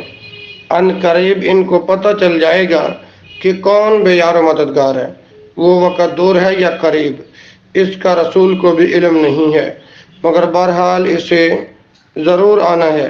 آخر میں لوگوں کو بتایا گیا ہے عالم الغیب صرف اللہ تعالیٰ ہے، رسول کو صرف وہی علم ہوتا ہے جو اللہ تعالیٰ اسے دینا چاہتا ہے۔ یہ علم ان امور سے متعلق ہوتا ہے جو فرائض رسالت کی انجام دہی کے لیے ضروری ہوتے ہیں، اور یہ علم ایسا محفوظ طریقے سے دیا جاتا ہے جس میں بیرونی مداخلت کا کوئی امکان نہیں ہے، کیونکہ اللہ تعالیٰ نے ان کے آس پاس کی تمام چیزوں کا احاطہ کر رکھا ہے اور ہر چیز کی گنتی کر رکھی ہے۔ آگے سورۃ المزمل شروع ہو رہی ہے۔ سورۃ مزمل مکی ہے، اس میں 2 رکوع ہیں اور 20 آیات ہیں۔ پہلی ہی آیت یا ایھا المزمل کے لفظ المزمل سے سورت کا نام دیا گیا ہے۔ پچھلی سورت میں استماع قرآن کے برکات ذکر ہوئی، اس صورت میں اس کی ترتیل کے ساتھ تلاوت کی برکات و فوائد بیان کیے گئے، جنہوں نے استماع کا تعلق بھی آپ کی نبوت کی اشاعت کے ساتھ تھا۔ اس صورت میں بار نبوت کو ہلکا کرنے کا نسخہ اور اسے مزید بار آور بنانے کا طریقہ ذکر کیا گیا۔ سابقہ صورت میں اپنے بندے کے نماز کے لیے کھڑے ہونے کا ذکر کرتے ہوئے بتایا کہ لوگ اس پر ٹوٹ پڑنے کے لیے تیار ہو جاتے ہیں۔ اس صورت میں فرمایا کہ آپ تہجد کے لیے اٹھیے تو آپ کا رب آپ کو مزید برکات اور توانائیوں سے بہراور کرے گا۔ یہ صورت اور اگلی صورت مدثر دونوں بالکل ہم آہنگ اور ہم مزاج ہیں۔ اس صورت کے دور کو مختلف زمانوں میں نازل ہوئے تھے۔ پہلا رکوع بالاتفاق مکی اور دوسرا مدنی دور میں نازل ہوا، کیونکہ اس میں قتال فی سبیل اللہ کا ذکر ہے۔ اسی طرح زکوٰۃ کی ادائیگی کا بھی حکم ہے۔ یہ دونوں چیزیں مدینہ میں فرض ہوئی تھی، جہاد اور زکوٰۃ۔ عام مفسرین نے سورہ مزمل اور سورہ مدثر کو بالکل ابتدائی صورتوں میں شمار کیا، لیکن ان کے مطالب پر غور کرنے سے معلوم ہوتا ہے کہ یہ اس دور میں نازل ہوئی ہے جب قریش کے امراء و اغنیاء کی طرف سے دعوت کی مخالفت اتنی شدت اختیار کر چکی تھی کہ نبی کریم صلی اللہ علیہ وسلم اس سے بہت زیادہ مغموم و متفکر رہنے لگے تھے۔ ایک انسان جب اپنے ماحول میں ہر شخص کی مخالفت اور اس کے طعن و طنز کا ہدف بن کر رہ جائے، طعن و طنز کا ہدف بن کر رہ جائے، حالانکہ اللہ تعالیٰ کی طرف سے وہ اس ماحول ہی کی اصلاح کے لیے مأمور ہوا ہو، تو اس کے غم و اندوہ کا کیا اندازہ کیا جا سکتا ہے۔ ان حوصلہ شکن حالات میں مالک کائنات نے اپنے نبی کی حوصلہ افزائی کے لیے ان صورتوں کو نازل فرمایا۔ ہاں جی، اس صورت کے اندر کون کون سے رب العالمین نے مضامین بیان کیے ہیں؟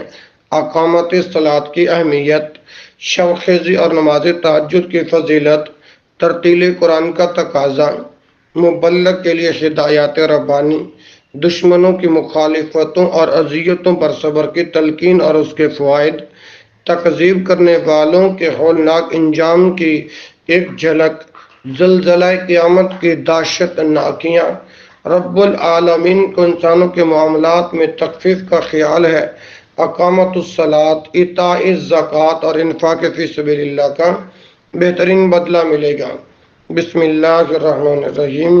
یا ایہا المزمل قم اللیل الا قلیلا نصفہ او انقص منہ قلیلا او زد علیہ ورتل القرآن ترتیلا انا سنلقی علیک قولا ثقیلا ان ناشئۃ اللیل ہی اشد وطئا واقوم قیلا ان لک فی النہار سبحا طویلا واذکر اسم ربک وتبتل الیہ تبتیلا۔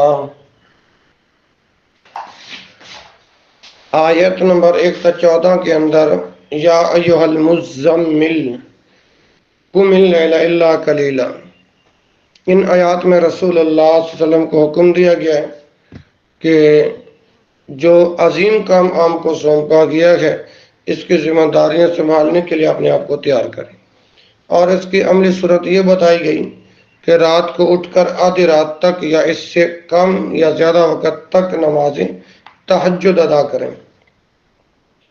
اللہ اکبر اللہ۔ دن میں بھی تسبیح و تحلیل کا اہتمام کریں، مخالفین کی بیہودہ باتوں پر صبر کریں اور اللہ پر توکل رکھیں۔ وہ مشرق مغرب کا مالک ہے، ان سے نمٹنے کی بھرپور طاقت رکھتا ہے۔ وہ انہیں آگ کی بیڑیاں، حلق میں پھنس جانے والا کھانا، نہایت دردناک عذاب دے گا۔ پھر آیات نمبر 15 تا 19 کے اندر مخالفین کو وعید اور مشرکین مکہ کو تہدید و وعید سنائی گئی ہے کہ جس طرح ہم نے حق کی گواہی کے لیے فرعون کی طرف اپنا رسول بھیجا تھا، اسی طرح تمہاری طرف بھی اپنا رسول بھیج چکے ہیں۔ فرعون کی سرکشی کا انجام تمہارے سامنے ہے، اگر تم بھی اسی روش پر چلو گے تو اسی انجام سے دوچار کیے جاؤ گے۔ روز محشر کے حشر سامانیوں کو یاد رکھو، جس کی دہشت بچوں کو بوڑھا بنا دے گی، جس کے بوجھ سے آسمان پھٹ جائے گا۔ اس سے آگاہ کرنے کے لیے ہم نے قرآن اتارا جسے دل و جان کی سلامتی چاہیے، اسے تسلیم و رضا کا رویہ اپنانا ہوگا، ورنہ سنگین نتائج کا سامنا کرنے کے لیے تیار ہو جائیے۔ محترم بھائیو، آیات نمبر 20 کے اندر یعنی یہ پورا رکوع ایک ہی آیت پر مشتمل ہے۔ سعید بن جبیر رحمہ اللہ کی روایت کے مطابق پہلے رکوع کے 10 سال بعد نازل ہوا تھا، اور اس میں نماز تہجد کے متعلق اس ابتدائی حکم کے اندر تخفیف کر دی گئی جو پہلے رکوع کے آغاز میں دیا گیا تھا، کیونکہ امت کا دائرہ زیادہ وسیع ہو گیا تھا۔ اب یہ حکم دیا گیا کہ نماز تہجد جتنی آسانی سے پڑھ سکیں پڑھ لیں، لیکن مسلمانوں کو اصل اہتمام 5 وقت کی فرض نماز، فریضہ زکوٰۃ کی ادائیگی اور اللہ کی راہ میں اپنا مال خلوص نیت کے ساتھ صرف کرنا چاہیے۔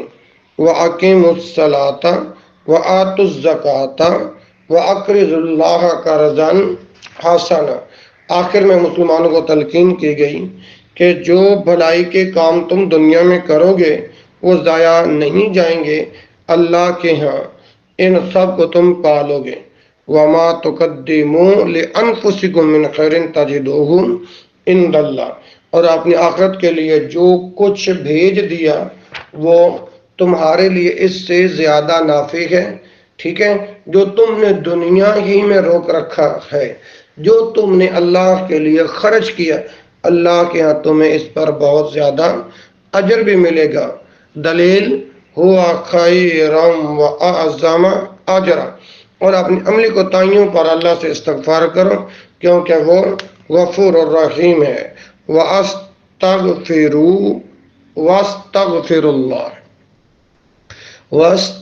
اللہ ان اللہ غفور الرحیم۔ اس کے آگے میرے محترم بھائیو سورۃ المدثر شروع ہو رہی ہے۔ سورہ مدثر مکی ہے، اس میں 2 رکوع ہیں اور 56 آیات ہیں، یعنی 56 سورہ۔ اس سورت کا نام پہلی آیت یا ایھا المدثر سے ماخوذ ہے۔ سورہ مزمل میں جس قول ثقیل کے تحمل کے لیے تیار کرنے کی خبر دی گئی تھی وہ کون سی بلا؟ انا سنلقی علیک قولا ثقیلا، ہم آپ پر عنقریب بھاری ذمہ داری ڈالنے والے ہیں۔ اس میں اس کی وضاحت کر دی گئی کہ آپ کمر بستہ ہو کر لوگوں کو ڈرائیں، قوم فانذر، مخالفتوں کو نظر انداز کر کے اپنے فریضہ تبلیغ کو نبھائیں۔ اللہ تعالیٰ آپ کو مسائل کارگر کرے گا اور آپ کی دعوت پھلے پھولے گی۔ اس کی پہلی 7 آیات مکہ کے بالکل ابتدائی دور میں نازل ہوئی ہے۔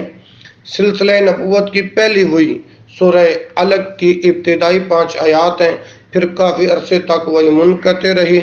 جب از سر نو نزول وحی کا سلسلہ شروع ہوا تو اس کا آغاز سورہ مدثر کی انہی آیات سے ہوا تھا۔ دلیل سیدنا جابر بن عبداللہ رضی اللہ عنہ کی روایت ہے کہ نبی کریم صلی اللہ علیہ وسلم نے کثرت الوحی کا ذکر کرتے ہوئے فرمایا، ایک روز میں راستے سے گزر رہا تھا، یک میں نے آسمان سے ایک آواز سنی، سر اٹھایا تو دیکھا کہ وہی فرشتہ جو غار حرا میں میرے پاس آیا تھا آسمان و زمین کے درمیان ایک کرسی پر بیٹھا ہوا ہے۔ میں یہ دیکھ کر سخت دہشت زدہ ہو گیا اور گھر پہنچ کر کہا مجھے اڑھاؤ مجھے اڑھاؤ۔ چنانچہ گھر والوں نے مجھ پر لحاف یا کمبل اڑا دیا۔ اس وقت یہ وحی نازل ہوئی، پھر لگاتار مجھ پر وحی کا سلسلہ شروع ہو گیا۔ صحیح البخاری میں حدیث موجود ہے، 4926 نمبر ہے، اور صحیح مسلم کے اندر 161 نمبر ہے۔ سورت کا باقی حصہ آیت نمبر 8 سے آخر تک فذالک یومئذ یوم عسر اس وقت نازل ہوئی جب اسلام کی اعلانیہ تبلیغ شروع ہو جانے کے بعد مکہ میں پہلی مرتبہ حج کا موقع آیا۔ اچھا، مدثر کا مفہوم بیان کیا گیا۔ نبی کریم علیہ السلام کو دیے جانے والے احکامات، شفقت کے لیے یہ میں قول ثقیل کی وضاحت، انذار کے لیے کھڑے ہونے کا حکم، توحید خالص کی دعوت دینے کا حکم، مکذبین رسالت اور منکرین آخرت، ناشکروں اور متکبروں کی اخلاقی اور ذہنی پراگندگی اور ان کی سزا، معاندین قرآن کے عناد کی تصویر سمجھ، حاسد یہود کا رویہ، اہل دوزخ کا اقرار جرم، مشرکین کی مزعومہ شفاعت کی نفی، ہدایت کے باب میں سنت الہی۔ سورۃ مدثر کے آیت نمبر 1 تا 7 پہ غور کیجئے۔ بسم اللہ الرحمن الرحیم، یا ایہا المدثر قم فانذر وربک فکبر وثیابک فطہر والرجز فہجر ولا تمنن تستکثر ولربک فاصبر فاذا نقر فی الناقور فذلک یومئذ یوم عسیر۔ نبی کریم صلی اللہ علیہ وسلم کو پیار بھرے لہجے میں المدثر کا خطاب دیا گیا۔ چادر لپیٹنا آدمی کی فکر مندی ظاہر کرتا ہے۔ نبی کریم صلی اللہ علیہ وسلم جن دل شکن حالات کا سامنا کر رہے ہیں، رب کائنات اس سے بے خبر نہیں ہے، اس لیے شفقت کے خطاب سے بات شروع کی کہ میرے حبیب، میں آپ کی دلی کیفیت اور گرانی سے خوب آگاہ ہوں اور اسے دور بھی کروں گا۔ سورہ مزمل میں آپ کو قیام اللیل اور تلاوت قرآن کی ہدایت کی گئی تھی اور کہا گیا تھا کہ ابھی آپ پر ہم مزید بھاری بوجھ ڈالنے والے، اور وہ ہے منکرین کو برے انجام سے ڈرانا۔ انکاری منکرین کو برے انجام سے ڈرانا، یعنی پوری طرح کمر بستہ ہو کر پورے حوصلے و عزم کے ساتھ اپنی قوم کو انذار کریں، اپنے رب کی عظمت کی بریائی کا اعلان کریں، کیونکہ انبیاء کی دعوت اسی غرض اور اسی ایک نقطے پر قائم ہوتی ہے: اپنے دامن دل کو ہر قسم کے غبار سے پاک رکھیں، شرک کی گندگی سے دور رکھیں، اپنی جد و جہد برابر جاری رکھیں، اپنے سعی کو زیادہ خیال کر کے منقطع نہ کریں۔ اللہ اکبر۔ اور اپنے رب کی خاطر تمام مخالفتوں کے باوجود حق پر ڈٹے رہیں۔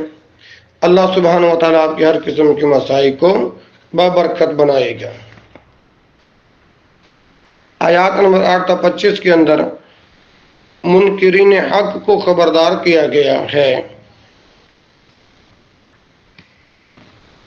کہ آج تک جو کچھ وہ کر رہے ہیں اس کا برا انجام وہ قیامت کے روز دیکھ لیں گے۔ اے نبی، آپ لوگوں کو قیامت کے ہولناکیوں سے آگاہ کریں کہ وہ دن کافروں کے لیے بہت ہی سخت ہوگا، اس کو آسان نہ سمجھیں۔ جو لوگ اپنے مال و جاہ میں مست ہیں وہ اس حقیقت کو فراموش نہ کریں کہ جب وہ پیدا ہوئے تھے تو اللہ تعالیٰ نے انہیں ان کی ماؤں کے پیٹ سے تنہا نکالا تھا، کوئی چیز ساتھ نہیں لائے تھے۔ پھر اللہ تعالیٰ نے انہیں مال و اولاد سے نوازا اور کامیابی کی کئی راہیں کھولی، لیکن وہ اپنے رب کے ناشکرے بن گئے اور اس کی سب نعمتوں کو اپنا پیدائشی حق سمجھنے لگ گئے، اور ابھی مزید کے امیدوار بھی۔ آیت نمبر 11 سے 25 ذرنی ومن خلقت وحیدا سے لے کر سأصلیہ سقر تک ولید بن مغیرہ کا نام لیے بغیر یہ بتایا گیا ہے کہ اللہ تعالیٰ نے اس شخص کو کیا کچھ نعمتیں دی تھیں اور ان کا جواب اس نے کیسی حق دشمنی کے ساتھ دیا ہے۔ اس سلسلے میں اس کی ذہنی کشمکش کی پوری تصویر کھینچ دی گئی ہے کہ ایک طرف وہ محمد صلی اللہ علیہ وسلم اور قرآن کی صداقت کا قائل ہو چکا تھا، دوسری طرف اپنی قوم میں ریاست و وجاہت کو بھی خطرے میں نہ ڈالنا چاہتا تھا۔ اس لیے نہ صرف وہ ایمان لانے سے باز رہا بلکہ کافی دیر تک اپنے ضمیر سے لڑنے کے بعد آخرکار یہ بات بنا لایا کہ خلق اللہ کو اس کلام پر ایمان لانے سے باز رکھنے کے لیے اسے جادو قرار دینا چاہا۔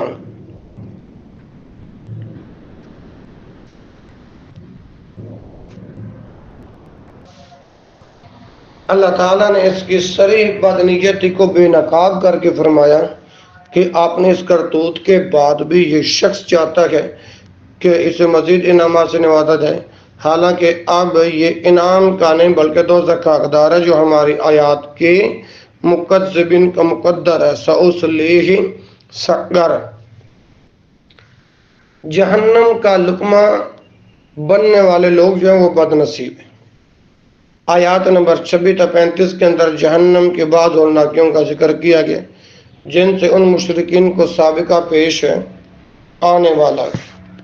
اس کی آگ مکمل طور پر جلد کو جھلسا دینے والی اور سب کو جلا دینے والی ہے۔ اس پر 19 دروغے متعین کیے گئے ہیں۔ یقین کرو کہ وہ جہنم بڑے خوفناک چیزوں میں سے ایک ہے۔ نیز بتایا گیا کہ کس اخلاق و کردار کے لوگ اس کے مستحق ہیں، یعنی نماز نہ پڑھنے والے، مسکینوں کا حق ادا نہ کرنے والے، قیامت کو جھٹلانے والے اور آخرت کا خوف نہ رکھنے والے۔ کلا بلا یخافون الآخرہ۔ آیات نمبر 54 تا 56 کے اندر، یعنی ان آیات میں نبی کریم صلی اللہ علیہ وسلم کو تسلی دی گئی ہے کہ آپ کا کام صرف خبردار کر دینا ہے۔ آپ یہ واضح فرما دیں کہ اللہ کو کسی کے ایمان کی کوئی ضرورت نہیں کہ وہ اس کی شرطیں پوری کرتا پھریں۔ قرآن ایک عام نصیحت ہے جو سب کے سامنے پیش کر دی گئی ہے۔ اب جس کا جی چاہے اس کو قبول کر لیں۔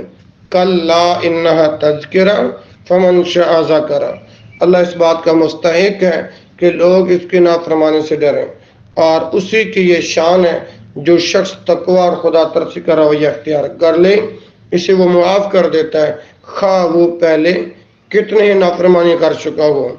دلیل وما یذکرون الا ان یشاء اللہ هو اہل التقوی واہل المغفرہ۔ اس کے بعد میرے بھائی سورہ قیامہ شروع ہو رہی ہے۔ سورہ قیامہ مکہ میں نازل ہوئی ہے۔ اس میں 2 رکوع 40 آیات ہیں۔ پہلی ہی آیت لا اقسم بیوم القیامہ سے لفظ القیامت کو اس سورت کا نام قرار دیا گیا۔ یاد ہے نا آپ کو کہ سورہ مدثر کا اختتام اس بات پر ہوا کہ کفار کے انکار کی اصل وجہ انکار آخرت ہے، کہ یہ لوگ نیکی و بدی کا شعور کھو بیٹھے ہیں۔ اس سورہ میں سوچ بچار کی صلاحیت رکھنے والے نفس لوامہ کو ممیز کیا گیا ہے۔ یہ صورت بھی بالکل ابتدائی زمانے کی نازل شدہ معلوم ہوتی ہے، کیونکہ اس میں قرآن کو نازل ہوتے وقت دہرانے سے منع کیا گیا جو ابتدائی تربیت کا حصہ تھا۔ سورت کا آغاز اور اختتام ایک ہی مضمون پر ہو۔ اس صورت میں قیامت کے متعلق بحث کی گئی ہے۔ یہاں سے آخر قرآن تک جو صورتیں پائی جاتی ہیں، ان میں سے اکثر اپنے مضمون اور انذار بیان سے اس زمانے کے نازل شدہ معلوم ہوتی ہے جب سورہ مدثر کی ابتدائی 7 آیات کے بعد نزول قرآن کا سلسلہ بارش کی طرح شروع ہوا، اور پے در پے نازل ہونے والی صورتوں میں اسے پرزور اور مؤثر طریقے سے نہایت جامع اور مختصر فکروں میں اسلام اور اس کے بنیادی عقائد اور اخلاقی تعلیمات کو پیش کیا گیا، اور اہل مکہ کو ان کی گمراہیوں پر متنبہ کیا گیا، جس سے قریش کے سردار بخلا گئے اور پہلا حج آنے سے پہلے نبی کریم صلی اللہ علیہ وسلم کو ذکر دینے کی تدبیریں سوچنے کے لیے انہوں نے ایک کانفرنس منعقد کی، جس میں انہوں نے قرآن کے اثر کو کم کرنے کے لیے مختلف قسم کے پروپیگنڈے طے کیے تھے۔ سورت میں منکرین آخرت کو خطاب کر کے اس کے ایک شبہے اور ایک اعتراض کا جواب دیا گیا۔ بڑے مضبوط دلائل کے ساتھ قیامت اور آخرت کے امکان، وقوع اور وجوب کا ثبوت دیا گیا، اور یہ بھی صاف صاف بتا دیا گیا کہ جو لوگ آخرت کا انکار کرتے ہیں وہ اپنی خواہشات نفس کی وجہ سے انکار کرتے ہیں، یہ نہیں کہ ان کے پاس کوئی عقلی یا نقلی دلیل ہے۔ اس سورت کے اندر یعنی سورہ قیامہ کے اندر اللہ پاک نے جو مضامین سورت کا جو اجمالی تجزیہ دیا ہے نا، وہ یہ ہے کہ نفس لوامہ کی شہادت قیامت، نفس لوامہ کی شہادت قیامت پر، نفس کے توازن کو قائم رکھنے کی تدبیر، بدی کا شعور انسان کی فطرت میں ہے، منکرین قیامت کی سخن سازیں اور ایک احمقانہ مطالبہ۔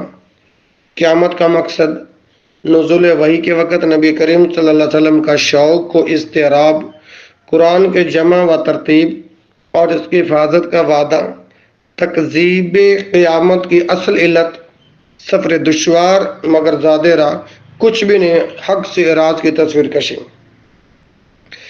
بسم اللہ الرحمن الرحیم۔ سورہ قیامہ کی 1 تا 6 آیت کو ذرا دیکھیں، پڑھیں ماشاءاللہ۔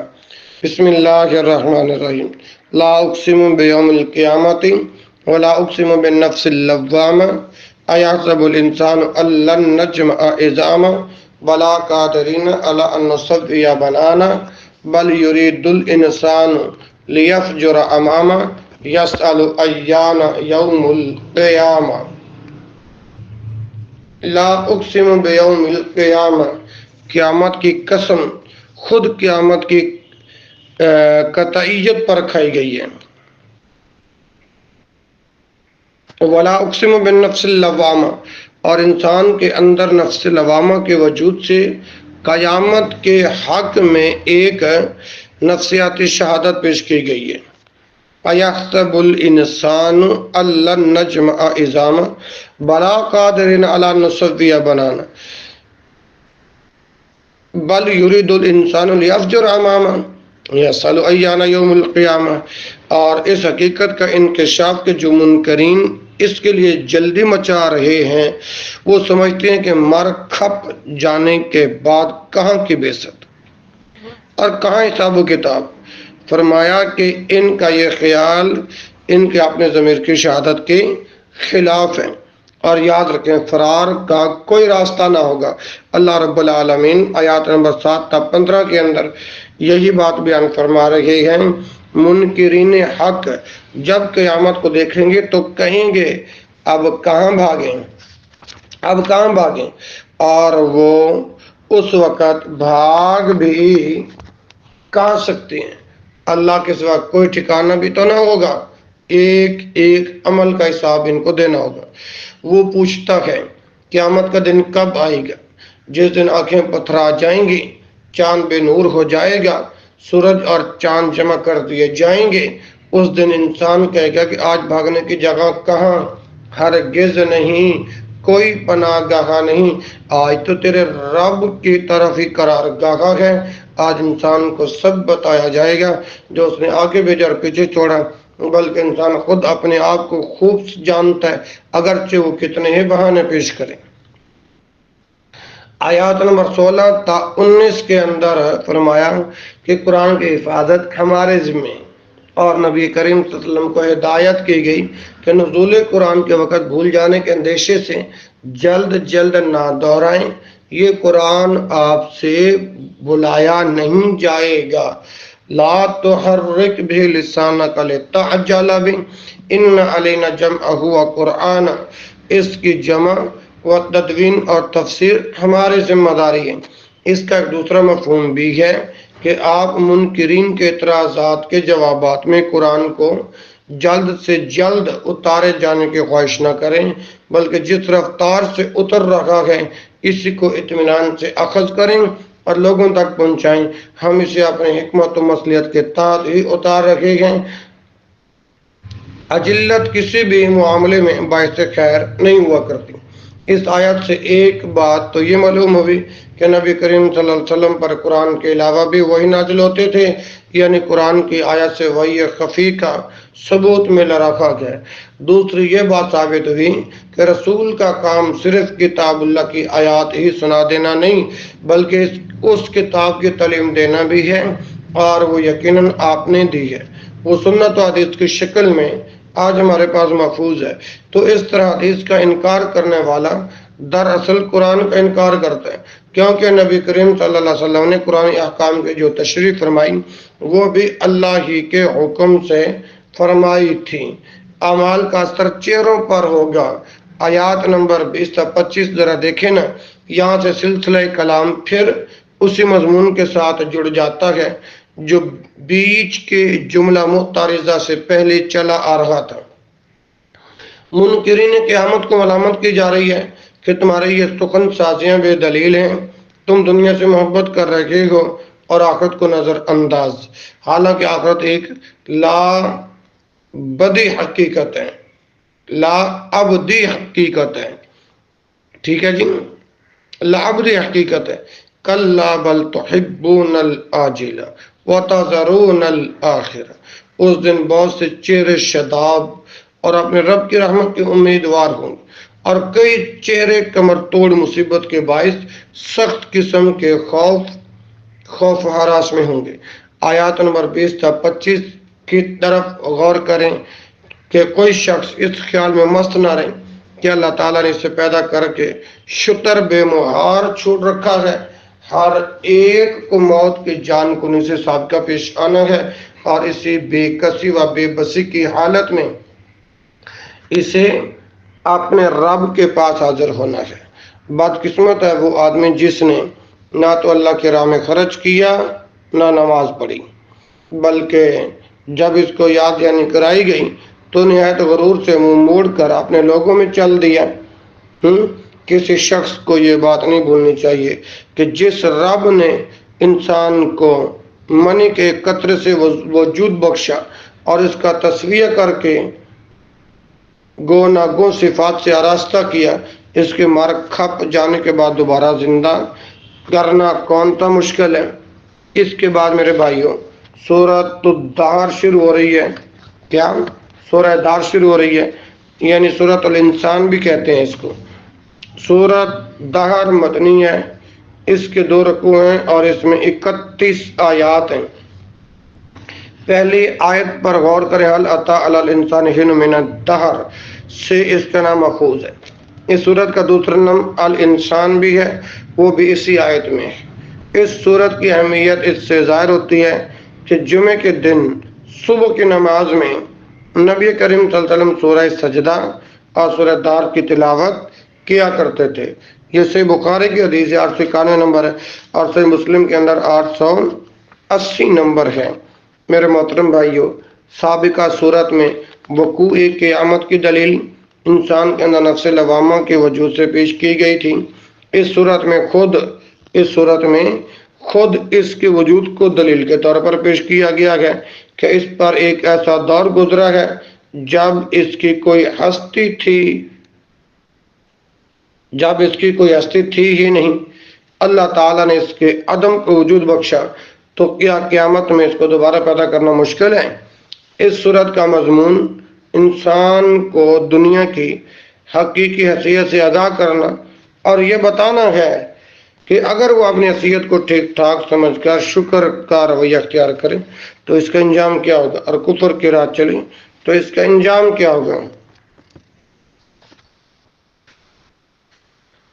بسم اللہ الرحمن الرحیم، هل اتى على الانسان حين من الدهر لم يكن شيئا مذكورا انا خلقنا الانسان من نطفة امشاج نبتليه فجعلناه سميعا بصيرا انا هديناه السبيل اما شاكرا واما كفورا انا اعتدنا للكافرين سلاسل واغلالا وسعيرا ان الابرار يشربون من كأس كان مزاجها کافورا۔ انسان کی ابتدا سے بھی پہلے اس پر ایک ایسا دور گزرا جب اس کی کوئی ہستی یا نام و نشان تک نہ تھا۔ اللہ تعالیٰ نے اسے عدم سے نکال کر وجود بخشا، پھر اس کی تخلیق ایک حقیر سی چیز سے کی جس کی خبر اس کی ماں تک وہ بھی نہ تھی۔ اسے موجودہ حیت میں لانے کا مقصد اس کا امتحان لینا ہے، اس لیے دوسری مخلوقات کی نسبت اسے عقل و شعور رکھنے والا بنایا اور اس کے سامنے شکر و فکر کے دونوں راستے کھول کر رکھ دی۔ دلیل، انا ہدیناہ السبیل اما شاکرا و اما کفورا۔ خیر و شر کا امتیاز دیکھ کر خالق نے انسان پر جو انعام فرمایا اس کا لازمی تقاضا ہے کہ وہ اللہ کا شکر گزار اور ہوش و حواس والا بندہ بنے۔ جو اس ڈگر سے ہٹ جائیں ان کے لیے جہنم کے اغلال و سلاسل تیار ہیں۔ دلیل، ان اعتدنا للکافرین سلاسل و اغلالا و سعیرا۔ آیات نمبر 5 تا 22 کو دیکھیں نا، ان کے مد مقابل شکر گزار بندوں کے لیے ان گنت انعامات تیار کیے گئے۔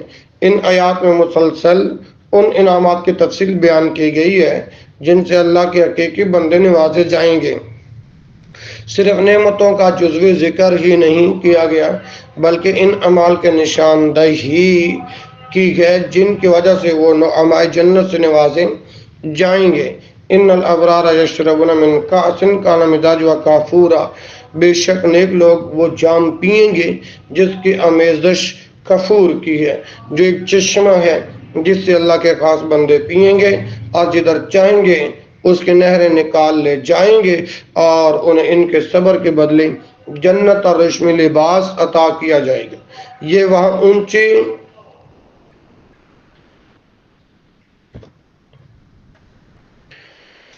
اونچے مسندوں پر تکیے لگائے بیٹھیں گے، نہ وہاں دھوپ کی گرمی دیکھیں گے نہ جاڑے کی ٹھنڈک، اور جنت کی چھاؤں ان پر سایہ فگن ہوگی اور ان کے پھل ان کی پہنچ میں ہوں گے۔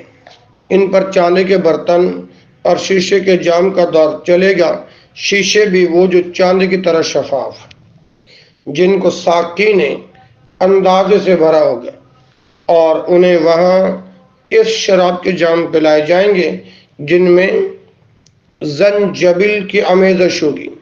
میرے بھائیو، یہ جنت کا چشمہ ہے جس کا نام سلسبیل ہے، اور ان کے پاس خدمت کے لیے وہ کم سن بچے گھومتے پھرتے ہوں گے جو ہمیشہ شاداب رہنے والے ہیں۔ جب تو انہیں دیکھے تو سمجھے کہ وہ سچے موتی ہیں بکھرے ہوئے۔ وہاں جدھر بھی نظر ڈالو گے سراسر نعمتوں اور عظیم الشان سلطنت کا سما ہی دکھائی دے گا۔ ان کے جسموں پر باریک اور موٹے ریشم کے سبز لباس ہوں گے، انہیں چاندی کے کنگن پہنائے جائیں گے اور انہیں ان کا رب شراب طہور پلائے گا۔ کہا جائے گا کہ یہ ہے تمہارے اعمال کا صلہ اور تمہاری محنت قابل قدر ہے۔ آیات نمبر 31 تا 33 کے اندر فرمایا کہ نبی کریم صلی اللہ علیہ وسلم کو مخاطب کر کے 3 باتیں فرمائی گئی ہیں۔ ایک یہ کہ قرآن کو تھوڑا تھوڑا نازل کرنے سے ہمارا مقصد کفار کو خبردار کرنا ہے کہ یہ قرآن محمد صلی اللہ علیہ وسلم اپنے پاس سے پیش نہیں کر رہے بلکہ اس کے نازل کرنے والے ہم ہیں۔ دوسری بات آپ سے یہ فرمائی گئی کہ آپ کے رب کا فیصلہ صادر ہونے میں خواہ کتنی ہی دیر کیوں نہ لگ جائے، اور اس دوران میں آپ پر خواہ کچھ ہی گزر جائے، آپ بہرحال صبر کے ساتھ اپنا فریضہ رسالت ادا کرتے رہیں اور کبھی ان بد عمل منکرین حق کے دباؤ میں نہ آئیں۔ اور تیسری بات یہ کہ شب و روز اللہ کو یاد کریں، نماز پڑھیں اور آتے اللہ کے عبادت میں گزاریں، کیونکہ یہی وہ چیز ہے جس سے کفر کی طغیانی کے مقابلے میں اللہ کی طرف بلانے والوں کو ثابت قدمی نصیب ہوتی ہے۔ ہدایت کے باب میں سنت ربانی یہ ہے کہ یہ اسے ہی ملتی ہے جس میں اسے قبول کرنے کی صلاحیت اور طلب ہو۔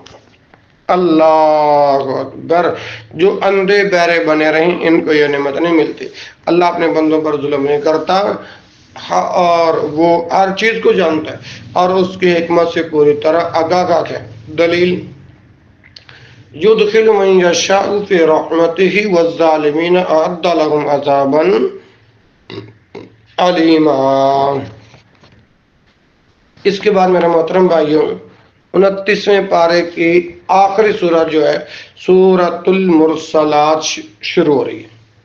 سورۃ المرسلات مکی ہے، اس میں 50 آیات ہیں اور 2 رکوع ہیں۔ پہلی آیت کے لفظ والمرسلات عرفا سے اس کا نام ماخوذ ہے۔ سابقہ صورت میں وقوع قیامت پر استدلال کی بنیاد نفس انسانی کی شہادت پر ہے۔ اس صورت میں استدلال کی بنیاد آفاق کے آثار و شواہد ہیں۔ سابقہ صورت میں بشارت کا پہلو نمایاں ہے اور اس صورت میں انذار کا۔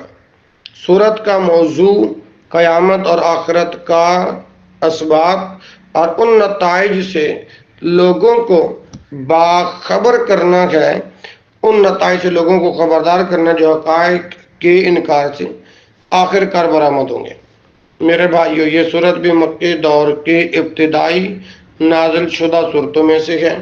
اس سے پہلے 2 صورتیں قیامہ اور دہر اور اس کے بعد کی 2 صورتیں نبأ اور نازعات ملا کر پڑھی جائیں تو صاف محسوس ہوتا ہے کہ یہ سب ایک ہی دور کے نازل شدہ ہیں۔ اور ان سب کا ایک ہی مضمون ہے جس کو مختلف پیرائیوں سے اہل مکہ کے ذہن نشین کرایا گیا۔ جزا و سزا اور عذاب کے ممکن ہونے پر حوالوں سے شہادت کی بات کی گئی ہے سورت میں۔ قیامت کے ہنگامہ آرائی کی تصویر پر بات ہے، فیصلے کے دن کی اہمیت کی بات ہے، دعوے کی تائید میں آفاقی شواہد کی بات ہے، ایک انفسی دلیل کا ذکر ہے، منکرین قیامت کے شبہ کا جواب ہے۔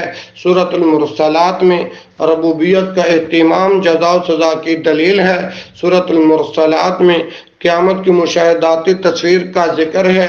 سورۃ المرسلات میں مجرموں کی بے بسی کی ایک جھلک ہے۔ سورۃ المرسلات میں متقین کے انعام کا ذکر ہے۔ سورۃ المرسلات میں کفار مکہ سے براہ راست خطاب اور ان کے ہر دھرمی پر ملامت کا ذکر ہے۔ سورۃ المرسلات میں ترجیح والی آیات کیوں بیان کی گئی؟ میرے بھائیو، ان کے اندر ایک حکمت ہے، سمجھیے بات کو۔ مزاج اور اسلوب کلام میں یہ سورہ رحمان کے مشابہات ہیں، کیونکہ یہ بھی ترجیح والی صورتوں میں سے ہے۔ سورہ رحمان میں آیت فَبِأَيِّ آلَاءِ رَبِّكُمَا تُكَذِّبَانِ 31 بار آئی ہے۔ سورہ رحمان میں یہ آیت 31 بار آئی ہے، اور اس صورت میں وَيْلٌ يَوْمَئِذٍ لِّلْمُكَذِّبِينَ، تباہی ہے اس دن جھٹلانے والوں کے لیے، 10 بار آئی ہے۔ اس قسم کی صورتوں میں خطاب بالعموم ضدی اور ہٹ دھرم قسم کے لوگوں سے ہوتا ہے، جو ایک ثابت شدہ حقیقت کو محض انانیت کی بنا پر جھٹلانے کی کوشش کرتے ہیں۔ ایسے لوگوں کے کان اور آنکھیں کھولنے کے لیے ضروری ہوتا ہے کہ متکلم ہر دلیل کے بعد بطور تنبیہ ان کے جرم اور انجام سے بھی ان کو آگاہ کرتا رہے۔ اللہ اکبر، اللہ۔ بسم اللہ الرحمن الرحیم۔ آیات نمبر 1 تا 7 پہ غور کریں۔ والمرسلات والمرسلات عرفا فالآصفات اسفا والناشرات نشرا فالفارقات فرقا فالملقیات ذکرا عذرا او نذرا انما توعدون لواقع۔ ہواؤں کے عجائبات و تصرفات سے وقوع آخرت اور جزا و سزا کے ممکن ہونے پر شہادت پیش کی گئی ہے کہ اتنی زبردست ہوائیں خود مختار نہیں بلکہ اللہ کے حکم کے تابع۔ اللہ تعالیٰ جب چاہتا ہے انہی مفید چیزوں سے عذاب کا کام لے لیتا ہے۔ اس نے پچھلی قوموں کو اسی قسم کی چیزوں سے تباہ کیا تھا، اس لیے اس حقیقت کو مان لو کہ قرآن اور محمد صلی اللہ علیہ وسلم جس قیامت کی خبر دے رہے ہیں وہ ضرور واقع ہو کر رہے گی، جس قادر مطلق نے زمین پر حیرت انگیز نظام قائم کیا ہے، اس کی قدرت قیامت برپا کرنے سے عاجز نہیں ہو سکتی۔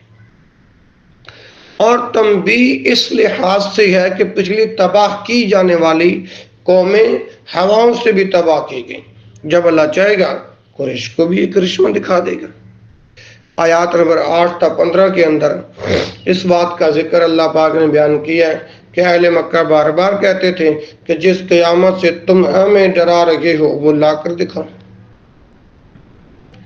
ان کے اس مطالبے کا ذکر کیے بغیر اس کا جواب دیا گیا کہ روز قیامت کا واقع ہونا کوئی کھیل اور تماشا نہیں ہے، وہ تو تمام نو انسان کے فیصلے کا دن ہے۔